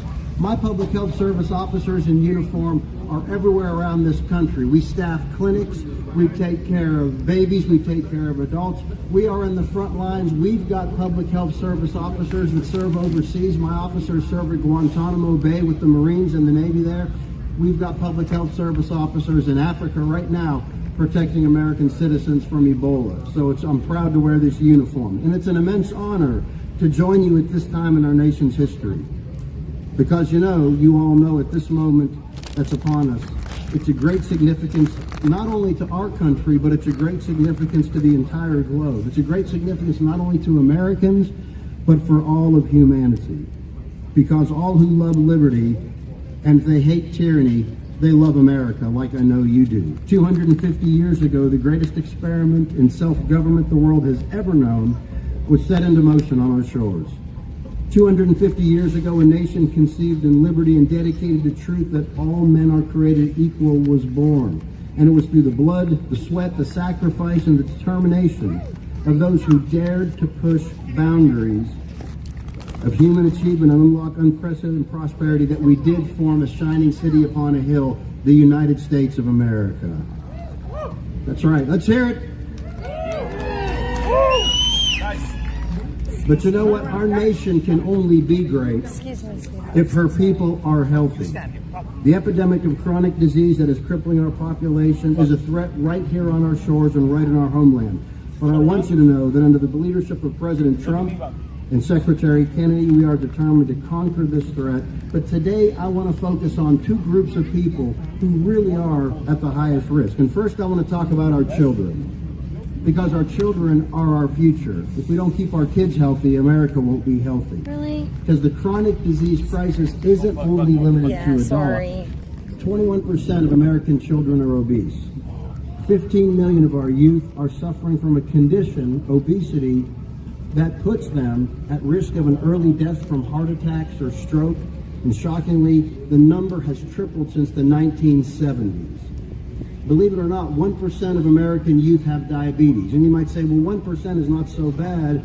But when you realize that 1 in 3 or 33% are pre-diabetic, and that the number of our children who have type 2 diabetes, which is almost always seen in adults, these numbers are growing, these numbers are on the rise. These numbers are dramatically higher than in the 1960s and 70s. And here is a really sobering statistic. So if you hear nothing else that I say today, I want you to realize this, that 77% of Americans who are aged 18 to 24 are not fit for military service, mostly because of obesity and chronic disease. So chronic disease is not only stealing health and happiness and prosperity, but it's stealing also life from our youth, and it's a national defense and a readiness issue. Chronic disease is a problem on our children, and we have to address it. The second group I want to talk about is our men. You know that America was not built overnight, and our liberty was not a free gift. Our liberty was earned. It was earned by men who crossed the freezing Delaware with General Washington in the Revolutionary War Battle of Trenton. It was earned by men who were willing to lay down their lives at the battles of Bull Run and Antietam and Gettysburg in the American Civil War. And our freedom was preserved by those men who charged across the beaches of Normandy, beaches swept by Nazi gunfire, and they stared into the face of death. America can only be great if her men and her women are healthy and strong. But unfortunately, the health of our men in this country is declining. 2/3 of men in the United States are overweight or obese. Men live on an average 6.5 years less than women. If you look at the 10 leading causes of death, men lead in 9 of those. Men have the highest rates of diabetes, the highest rates of cardiovascular disease, and the highest rates of cancer, such as lung cancer or colon cancer. Men are only half of our population, but men account for 80% of all suicides in this country. Every day in the United States, 100 men take their life. Every day. And a lot of those men are our veteran war fighters. 20% of men are enslaved by substance abuse. Male infertility rates are on the rise, and our testosterone levels are falling. If you can't tell, I do care deeply about this subject, because before I was nominated by President Trump to be the Assistant Secretary for Health, I practiced for over 30 years as a urologic surgeon focusing in men's health. I am an unapologetic advocate of men's health. And I am here to tell you today that in this administration, under President Trump and Secretary Kennedy, our men and our children do matter, and we are committed to making them healthy again. Thank you. That's right. And I say, listen, if we can't make men healthy again with President Trump and Secretary Kennedy, it ain't never going to happen. So this is our time. And to make America healthy again, make our children, our men, and of course our women healthy, we have turned the food pyramid upside down on its head, and we at the Department of Health and Human Services work with the Department of Agriculture, and we published our new dietary guidelines. Because, you know, when I was growing up, what did the food pyramid say? Eat lots of highly processed cereal, eat lots of bread. But now what we're showing is our men and our children, we're teaching them how to eat real food, healthy food, not ultra-processed, fake, sugary, salty foods. We're talking about healthy proteins. We're talking about healthy fats, like in whole milk. Eat fresh vegetables. Eating this way is going to reduce obesity. It's going to reduce cardiovascular disease. It is a cheaper way to eat. It's going to get our men and our children and our women healthy again. And we are encouraging our men and our children to get active and to get moving. So for men, adult men, I say push away from the work desk and the computer screen and get outside in the sunshine and the air. Get out into the great outdoors, move your body, exercise, spend time with your families outside. For our children, we want to limit their screen time. We want to encourage them to play more outside and to play less video games. Absolutely. For sure. We want to encourage our boys and our girls to play sports because, you know, sports teach valuable lessons. They teach us how to win with grace, and they teach us how to lose with self-respect. Sports are important. And I will tell you, on the subject of sports, under President Trump, girls' sports will always be protected. It's girls' sports for girls only under President Donald Trump. To further help our children be healthier, President Trump has returned the presidential fitness test. And Secretary Kennedy will be out across the country this summer working out with kids, working out with my officers in the Commission Corps of the Public Health Service, showing kids how to do the presidential fitness test. We're going to be out there getting active, getting our kids active. And I want to say too, absolutely, to motivate our men to be healthier, I'm asking for a favor from our women who are out there now. When you do polls and you do studies, and you say, should we really invest in men's health and push a men's health initiative in this country? You get men to say yes, but you know who you get overwhelmingly to say yes? Women. Women, because women know that men tend not to go to the doctor. We tend not to get our checkups. We tend not to invest in our health as you do. Many men don't get annual physicals or regular cancer screenings. Women know the value of taking charge of their own health. So tell your husbands, tell your sons, your brothers, your friends, tell them to do it. It will save lives. Women, you can lead the way on this for men, so help us out. Every day, absolutely. No, absolutely. Give yourselves a round of applause because women understand this better than men. We need you. Every day at the Department of Health and Human Services, we fight to make America great again. And under Secretary Kennedy, we fight to make America healthier than she has ever been. And I want to ask you all to join us in this fight. I want to say God bless President Trump. God bless Secretary Kennedy.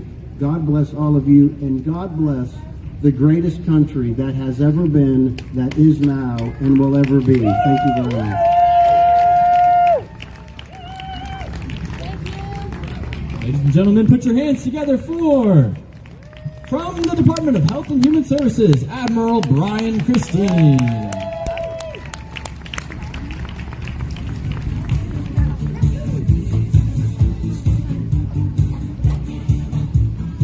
Wow. How cool, right, guys? We're catching some of these Maha speakers today. That was another happy accident of today, walking up, catching Dr. Oz, and, you know, some really great speakers, Maha Monday. Super excited. And how very, very cool. I don't know. I think we're getting more speakers very shortly. So I don't know if I want to just stay put here for a second.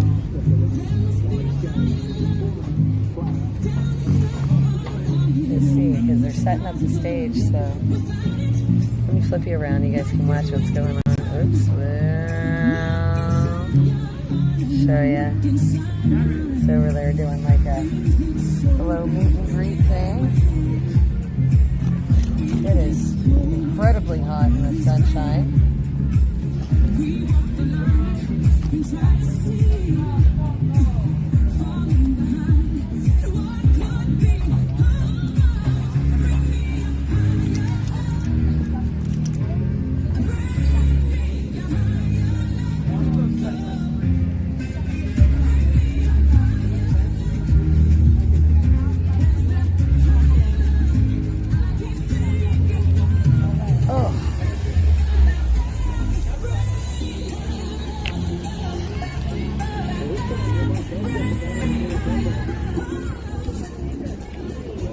Ladies and gentlemen, don't go far. In just a moment, 15 minutes from now at 4:30, make your way to the Freedom Stage for Maha Youngsters with political commentator Lily Cape and entrepreneur Noah Sofio.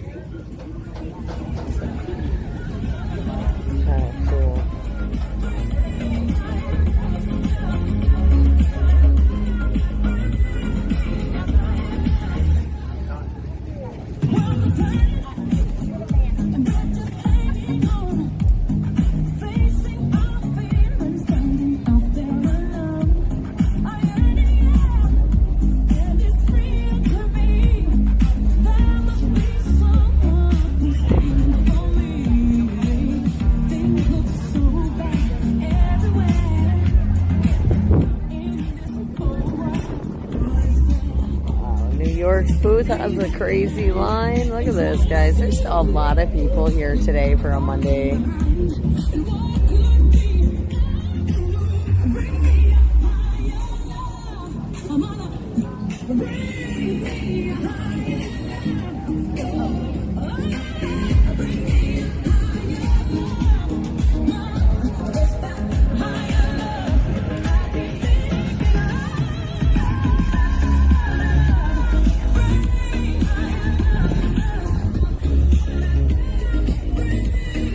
Oh wow, look, so here's the schedule.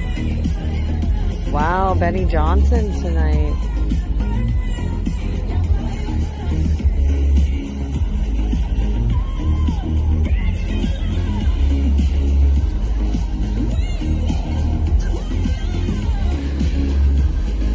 Let's see.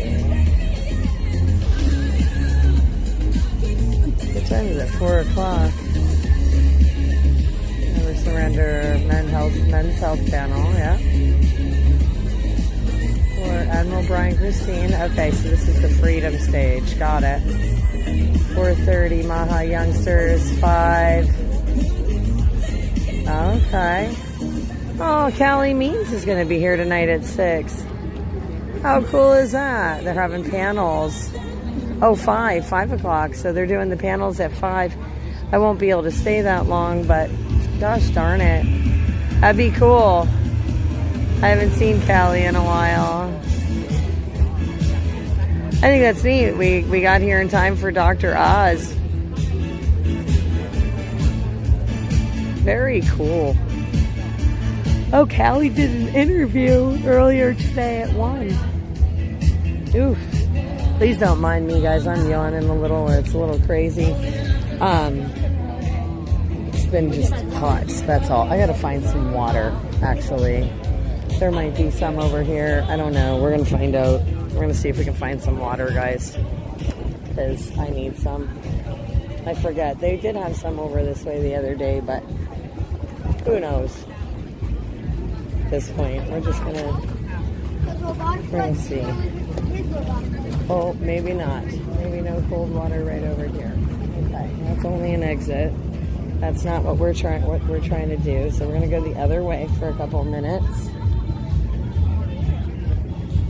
See if we can't find some water. It's hot. We got a plane flying overhead there.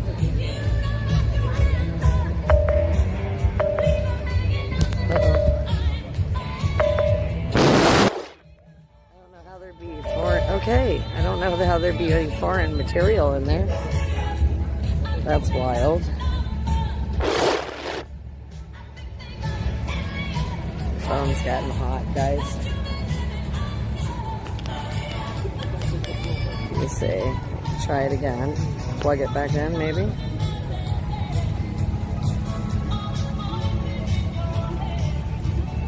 Whew. We just gotta find some water, so we're going.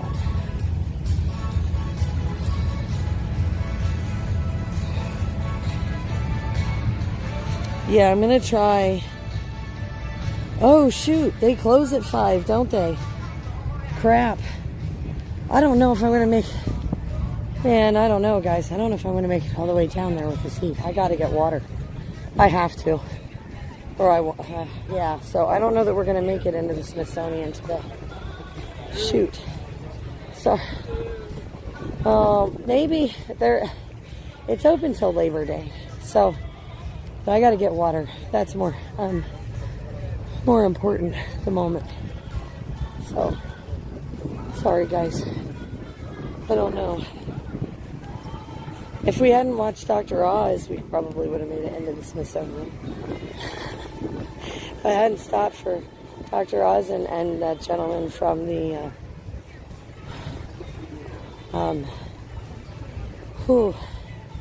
yeah, I gotta find water.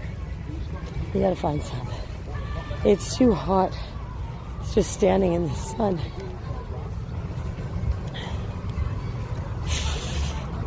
Even not moving in it, it's hot. We gotta find some. And the water. I know there's some over here somewhere in this vicinity. So we gotta find it. Sorry, guys. Whew.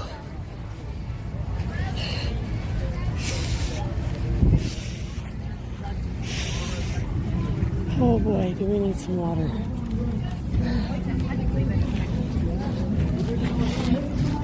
Where's the water? There it is.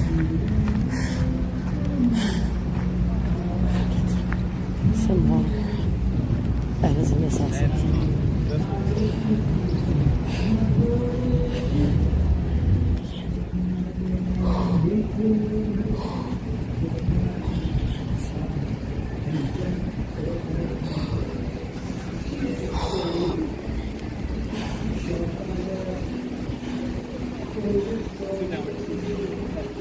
There's like water in a bucket, maybe.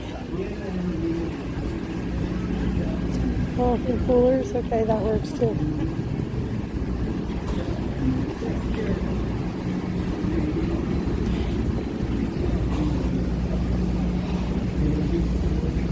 Oh.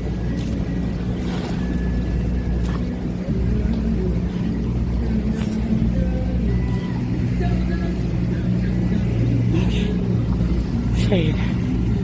Alright guys, I'm gonna I don't know, I'm gonna set these down. Let's go under this tree quick. Or actually, maybe we'll just go under, maybe we'll go under the prayer tent right now. Just because I need shade. And I want to drink this water and I gotta put you guys down somewhere. Oh, maybe not.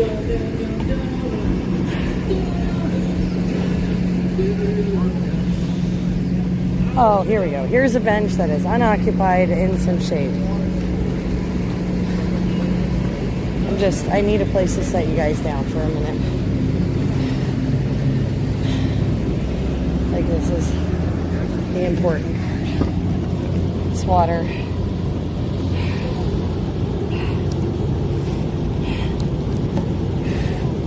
I only have one hand right now. That's the problem. I can only grab one bottle of water at a time, or I would have grabbed two. But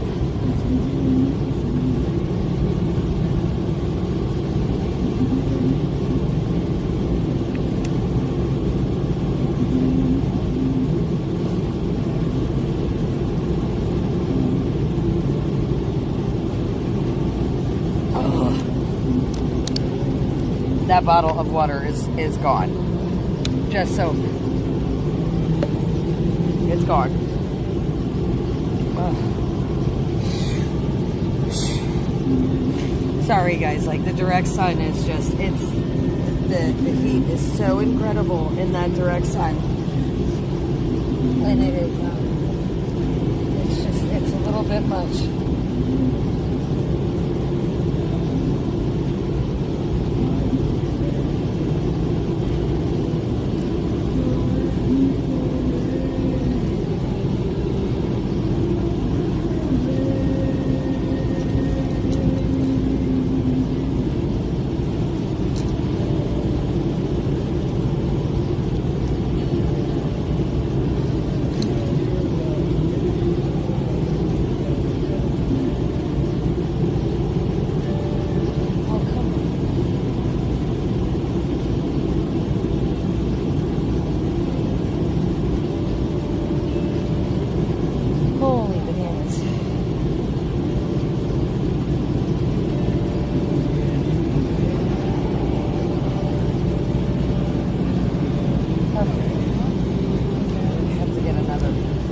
Bottle of water in just a second, because one was not enough for sure.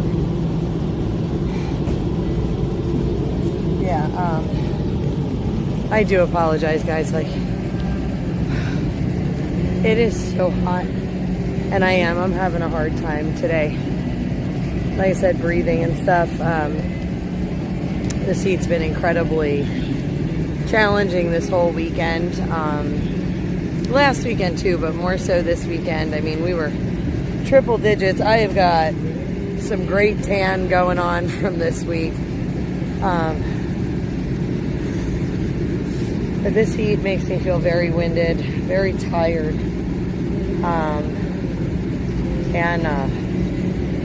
It's just hot. So thank you for bearing with me, guys. Again, it is just incredibly warm, but how cool that we got to catch some of these speakers and Dr. Oz and the PA booth. Like, how incredible was that? But we're gonna grab one more. Okay, we're gonna grab one more bottle of water because I really could use it. Like I said, that one went quick. So yeah, guys, if you are coming down here, the PA booth, definitely worth checking out. Those flags, wow, were those flags incredible. I mean, just awesome to see like how old some of those were and where they came from. Like, what a collection. And I'm jealous. Like, those were gorgeous. It was neat to see the Knoebels bench there. That is I think it's one of the oldest or older amusement parks in the nation. But like, they did, from what I understand, they have some of like the best rated bumper cars on the East Coast rated for them. And it's a neat park. It's one of the few that you don't have to pay like one price. But you don't have to pay to get in. You can get in, you can buy a bracelet, you can pay for tickets and ride the rides one at a time. And there's a campground, and it's just a very nice little park, kind of hidden space in PA. I haven't been there in a while, but I'm gonna flip this around, let you guys see all the other amazing stuff that's around.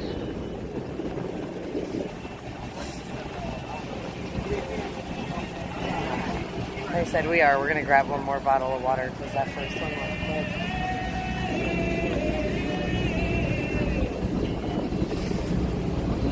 Whew. Okay. I'm gonna throw that one out. And we're gonna grab one more. Let's see, is the one maybe buried in a little more ice? It's a little colder. There we go. This one's a little cooler. Okay. So I'm gonna crack this one open.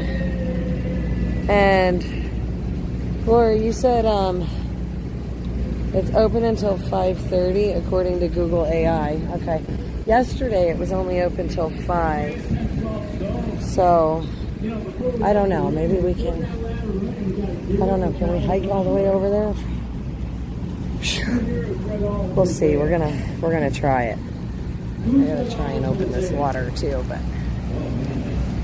let's see if I can manage this without spilling it all over myself, because I'm gonna probably slam this bottle of water too. And then like grab one more on my way out, so I have one for just a little bit of a walk around. Oh.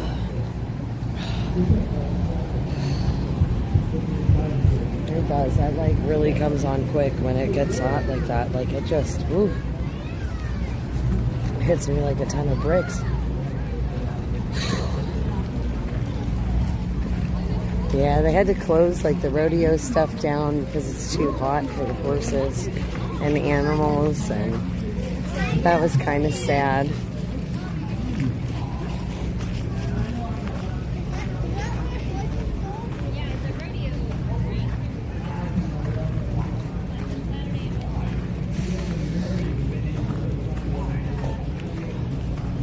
I'm glad to see, though, they still have all the water stations set up and things for people.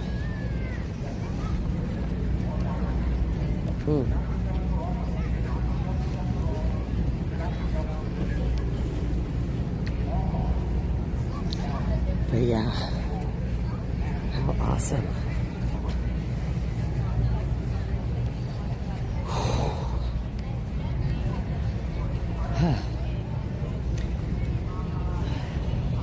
I'm feeling better now that I'm starting to get the second bottle of water, and I just started sweating super like heavy for a minute. But it does, it's like, it's nice when the sun's behind the clouds. It's actually really gorgeous out. It's not too bad.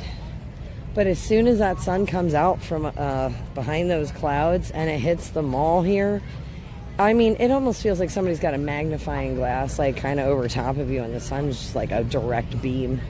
It's terrible. And there again, there's that mock arch. The Ferris wheel, we were up in that the other day, or last weekend.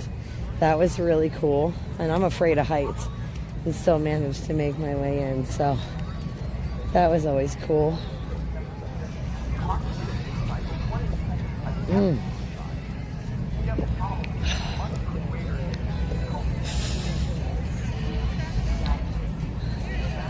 I'm just so happy to see like all the extra water stations and things. We're gonna walk through the mall here till we get down to the other end, down by the castle there, and we'll grab another bottle of water, I think, before we leave the, like I said, before we leave the mall.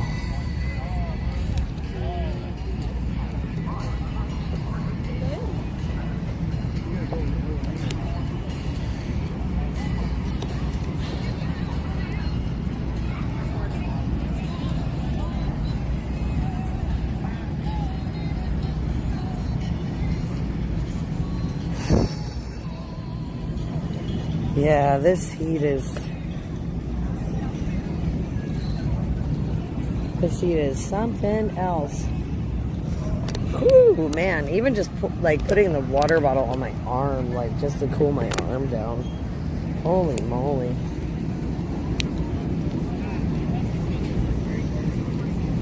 I mean, I know it cooled down from, you know what I mean, from before. I know it's not nearly as hot, but you could have fooled me, man. It still feels like the third circle of Hades. I mean, DC in the summertime is never, I mean, it's never breezy and cool. Like, it's always hot and muggy and swampy and all the things, but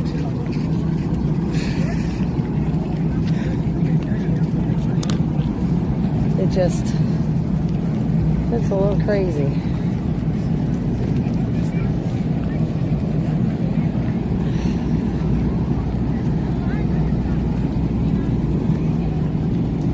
I don't know what the numbers are for money spent on the fair, or total monies. I don't know. I know it's a lot. I mean, every single one of these like structures you see is big tents with plywood outers, and then if you look, you can see where like that's just vinyl on the outside. You can kind of see it bubbling over here. It's just printed vinyl on the outsides of these buildings to give it that permanent structure look, but they're definitely not permanent structures. Where'd everybody go? Where are they? I was happy to see the addition of the lemonade and cotton candy and snow cones over there a couple days ago, because those weren't there last week either. The picnic tables weren't here last week, so they have made some improvements as the week goes on. Gosh, what a little cutie.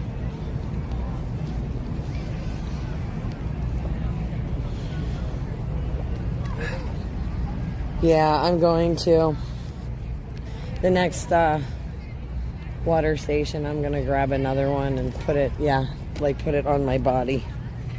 I might tuck it in my waistband of my jeans. I'm not sure yet. Sometimes I set water bottles in my chest, under my arms, around my waist. I don't care. If I've got room and it's a warm spot, like, to help me cool down, oh yeah. Because you have to. And Florida has just like the craziest lines.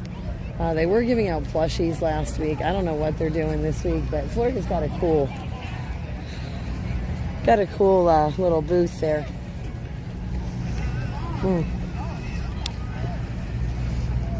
We're gonna cheat. We're gonna go into the little air-conditioned tent for a minute.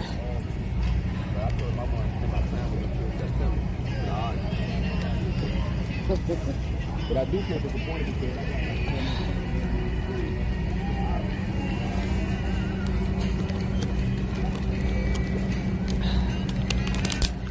should be nice in here though, just for a little bit.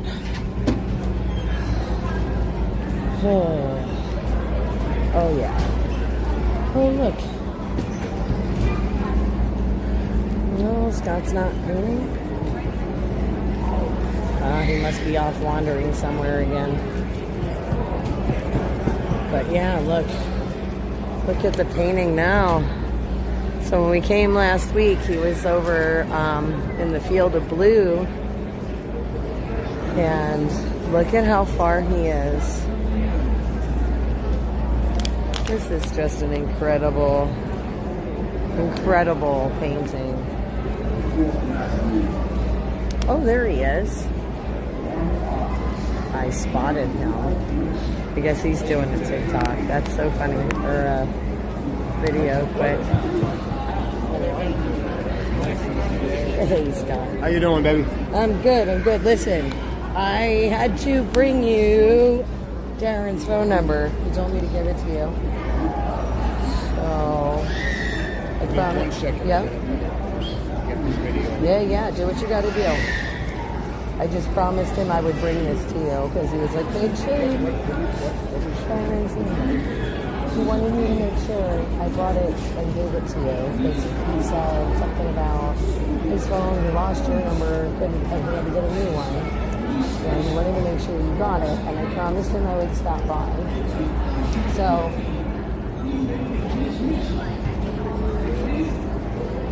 Go. Yeah, because last time you got called away by the big guy, so. Shepherd.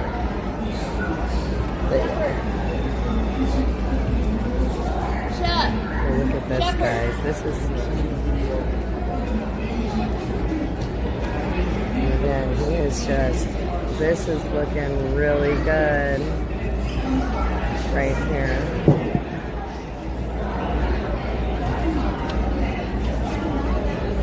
There he is.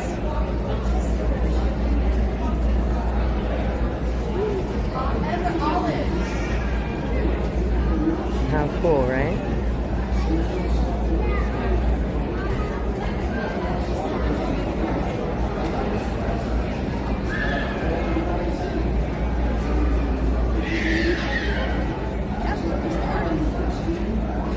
Yep. Does he take pictures? What? Does he take pictures of people? Yeah, he's just in the middle of something. Yeah, he does. He was just in the middle of something. He's just trying to organize something right now. Yeah.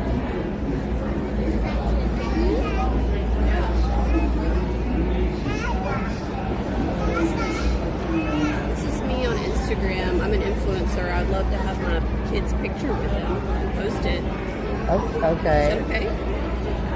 I don't know why you're asking me other than if you want me to take your photo. Oh, I thought you were you were taking his photos. Oh, I'm media, so I'm taking my own live stream and videos and photos. But I can no, it's fine. I mean, I don't work for Scott, no, but I can happily take your picture if you'd like. She's got a strange attitude. Yeah, like I'm sorry, like it's great that you're an influencer, but I'm media. I'm doing my own thing. Like, like I said to her, I would have taken the photo. I don't know what she's pissed off about. Yeah, that was Does he take pictures? I think maybe he didn't respond to her quickly enough. Yeah, I don't know. Maybe she's got one too many kids with her.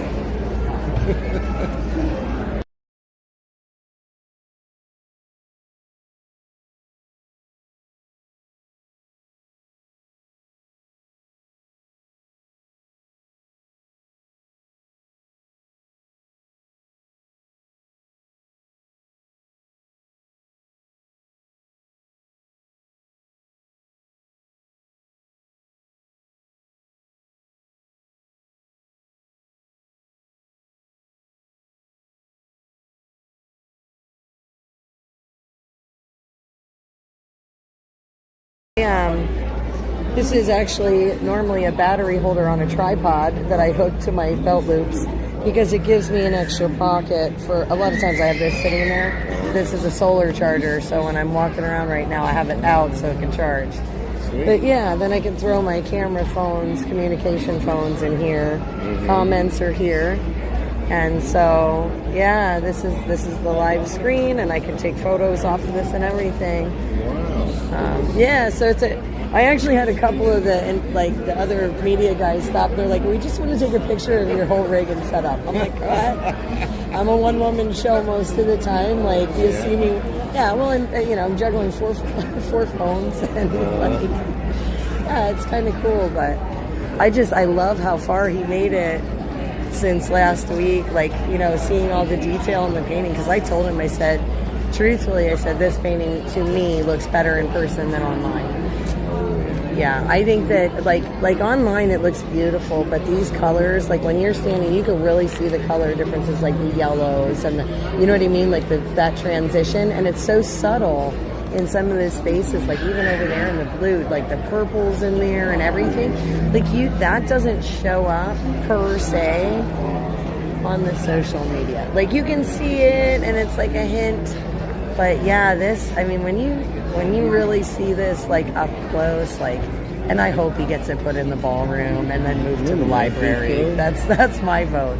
Ballroom and then move to the presidential library. Wouldn't that be good? Yeah, I just can't believe how big this painting is and how phenomenal. And like I said, just the amount of, just how much he's gotten done in like the last week alone. Just, it's incredible.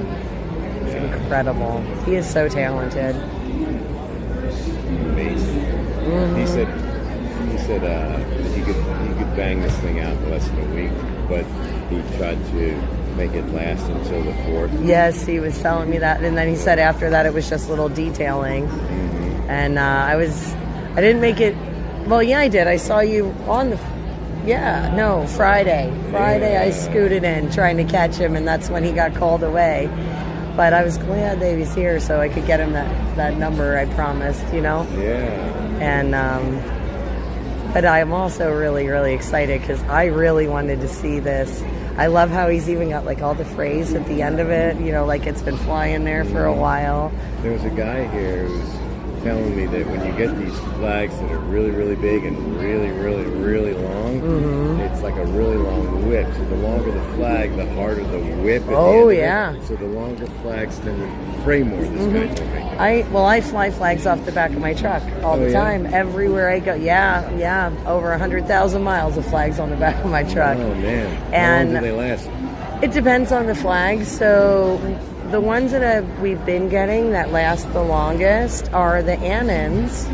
They're Annan flags. They're the cheap ones though. They're not the ones that are sewn down the stripes or anything like that. They're the plain cheap ones. And I'll tell you what, I've had them last over 20,000 miles. Wow. I've had some that, one that made it almost a year. No kidding. Yeah, off the back of my truck, just riding all over. And, they're beautiful. Like, every one that I had that had stitched stripes, mm-hmm. like, the stitching came apart off the back of the truck. And then it would just be ribbons, and it didn't look good.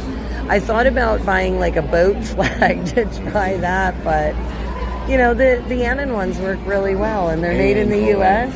Annin. Annin, okay. Annin, yep. But they're made in the U.S., so, Quality. Yeah. It looks like he's recording something. He's probably doing a TikTok video or Facebook video or something. That's what I was guessing earlier because I saw him setting it up.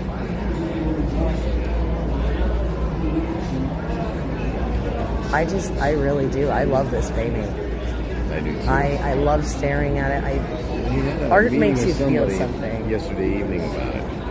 What was that? He had a meeting with someone about possibly selling it. Oh, wow. The other night. Yeah, there was last night or the night before, I can't remember. But I think it was last night, because last night was the 5th, right? Yeah. Yes. Yes, I had to think about that too. This whole weekend kind of mushed together a little bit. I'm losing track of days. We've been at this 10 days already. Yeah. Like I said, this is wonderful. Hope you guys are enjoying.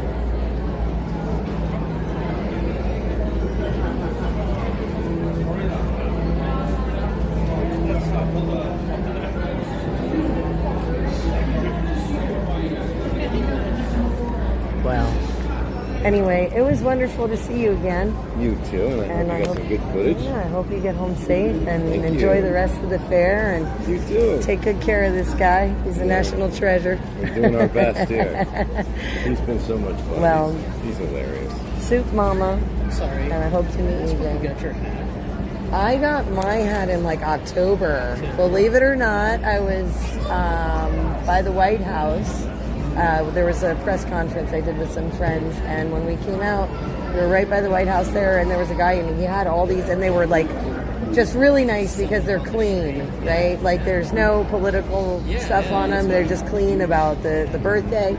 And yeah, so I mean, you could try the guys down there. Curious. But well, funnily enough, his name was H2O. His nickname was H2O. Okay. So it was his. Maybe. Yeah, he's the one that had him. So. And yeah, like right by the White House, real cool, local guy. But yeah, Thank you very much. no worries. Okay, you didn't say that. Okay, great. Thank you.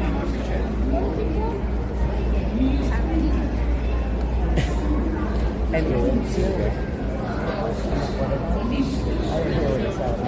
My daughter thinks that my wife was I know, but this is the guy. oh my goodness, that's funny. Anyway, like I said, my name's Soup Mama, and I run a nonprofit. It's called SoupMamaOfficial. Yeah, I cook for the truckers. The truckers, we were protesting. Oh, cool. Up in Canada or down here? No, down here in GC. Yeah, so I got ready to turn it into a nonprofit, and they go all over. Stuff like this and whatnot. And did you say that? So did you say before you said Soup Mama? Did you say a name that was similar to that? My name is Charisse. Charisse. Yeah, that's my god name. But everyone calls me Soup. So the last 4 years, I don't have a name anymore. You know. But yeah, I hope you check it out, and I'd love for you to keep in touch. So Soup Mama. Yeah, sure thing. This was definitely a pleasure to meet you. You too. Good times. Yes, absolutely. Stay safe. Yeah. You too. Get home, and we'll catch you next time. There's Scott. He's doing his video there, and again, just pretty wild. Pretty wild. Cool beans. All right, so we're gonna try and go this way. I still think that was funny, that lady. Excuse me, sweetheart.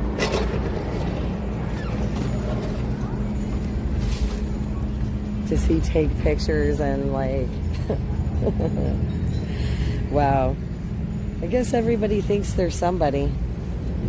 I don't know. God bless him. God bless him. Glory. You know, I don't know. It was just really random. Like, I don't know. I'm standing there appreciating a painting, and she gave me like the weirdest look. Like, I don't care if you think you're an influencer. I don't care who you think you are. Everybody puts their pants on one leg at a time around here. I have not met anybody yet that doesn't, unless they're an amputee. So, you know, I don't know. I think that sometimes I think the internet ruined life as we know it. But I'm glad you guys are hanging out with me. I mean, like I said, I would have been kind enough to take her a picture, but like, she really, I don't know, she was something. Not very friendly, so if you guys recognized her, I don't know who she is, but she didn't seem very friendly in real life, and I don't know that I'd